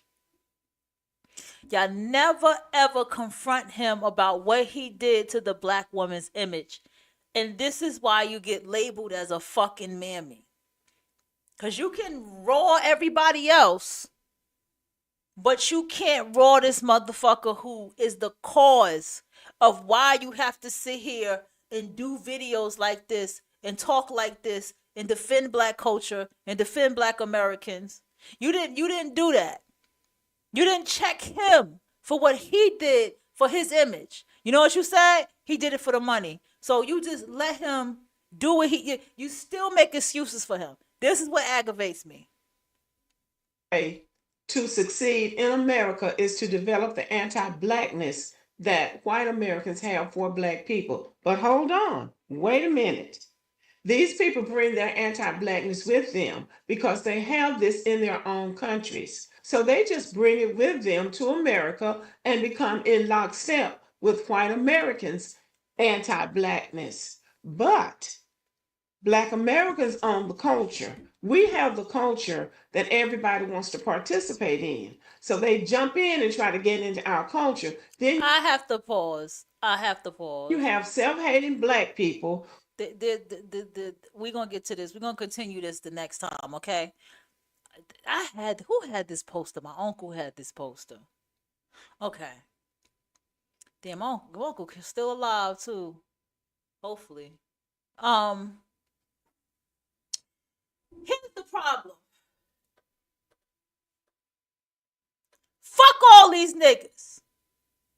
Except for Aaliyah. Okay? Except for Aaliyah. Who else on here? Fuck all these niggas. Every fucking last one of these hip-hop niggas. Fuck them all. And I done met some of them and I done seen them in my real life and I got family in the industry. I don't talk about it very much. But fuck every last one of these fucking niggas except for Aaliyah. They are a part of the disruption and the destruction of the image of the black fucking woman. Poor Aaliyah was passed around in the fucking industry. Lauryn Hill, who's a Haitian, just to getting herself embarrassed by a goddamn Marley. So much that she beating on her kids on goddamn social media. And they telling on her she beating their ass like a typical Caribbean woman. Fuck everybody on this fucking poster. Hip-hop was not a good fucking thing. Nothing about this shit. Who gives a fuck that they shot each other? Someone needed to get fucking shot. They tarnished the image of the black woman. Oh, I wish I listened to that older woman when she was telling us what it was. When she was stomping out R. Kelly's motherfucking CDs and shit. We should have listened to her. Oh, we should have listened to her. Tarnish the black woman's image. This is why, even if you're educated, you're really an intelligent woman, a well-read woman, a very smart woman, and you have your shit together, foundation, physical-wise, financially-wise, material-wise, you still got to stand here on YouTube and talk and defend yourself. Or you got to check people every fucking day to let them know I ain't that kind of nigga. I ain't that nigga at all. Because of these niggas right here on the screen. They fucked it up. DMX got a whole song making sure he named all the fucking bitches that he called hoes that he was fucking. We were teenagers when he made that song. And these dumb bitches didn't even know. They happy they name being mentioned in that song. I'm mad my fucking name is in that song. Where we get with motherfucking Big Pun fat ass. Joey Crack. What the fuck? What did he even make? He always make party music. We ain't gonna get there with Jay-Z to my male shouldn't be jealous. That's a female trait. When we know the black man is the most jealous motherfucker on this goddamn planet. Fuck Tupac. Fuck Biggie. Fuck Nas. He's a fucking deadbeat ass fucking daddy. Foxy Brown. She's so caught up with Little Kim, she done lost her fucking hearing and eyesight. Oh, Eve. Hello, Eve. Eve divested. So I don't have no problem with Eve. Lil Kim don't even want to be a black woman, and we can see that right now. We ain't gonna get there with Diddy, because I never liked Diddy. Everybody on this motherfucker tarnished the image of the black woman. Fuck hip hop. This is why the black woman is not desired, as they say, even though it's not true. This is why the black woman has to fight every fucking day of her life for her image, because of these niggas with the hard R. Don't you give me no anti-blackness, self-hating nothing. Yes, I hate a lot of things in black culture. There's a lot of things in black culture that's not good, that should not be praised. I don't listen to hip-hop or R&B. You might catch me, Mr. Haitian, Maxwell. I'll listen to his Midsummer's Night Dream album. Excellent album. Took him 7 years before he made that album. I'll listen to that. But you can't get me to listen to nobody else. Okay? Fuck hip hop and R&B. It tarnished. It was these rappers that told you women were stripping and going to college. They gave you that. Gave you movies. Wrote it. When ain't nobody ever knew a bitch that was a stripper and went to fucking college. Ain't nobody ever knew that. And you ever knew a bitch that went to college and stripped? I ain't never met one yet. And I met a whole lot of strippers and none of them was in college. This is what the black male did. Called you bitches and hoes and tricks. When a trick was the worst word to be called. These motherfuckers ain't shit. Then illegitimate children spread around. I think if you love black culture, you hate yourself. Because how the fuck can you love this shit? How could you look at this and love that shit? How could you be my age at 40? Or even when I was, because it started younger with me in my 30s. And look at this shit and love this shit. Something's wrong. I'm going to leave the fucking show there. Because I get tired of that anti-black shit. Because some shit need to be fucking anti-black. So I don't agree with everything she said. Because like I said, she's a fucking mammy. She's definitely a fucking mammy. But there's a lot of things she said that I do agree with. You feel me? All right, y'all. I'm out of here. Thanks for tuning in.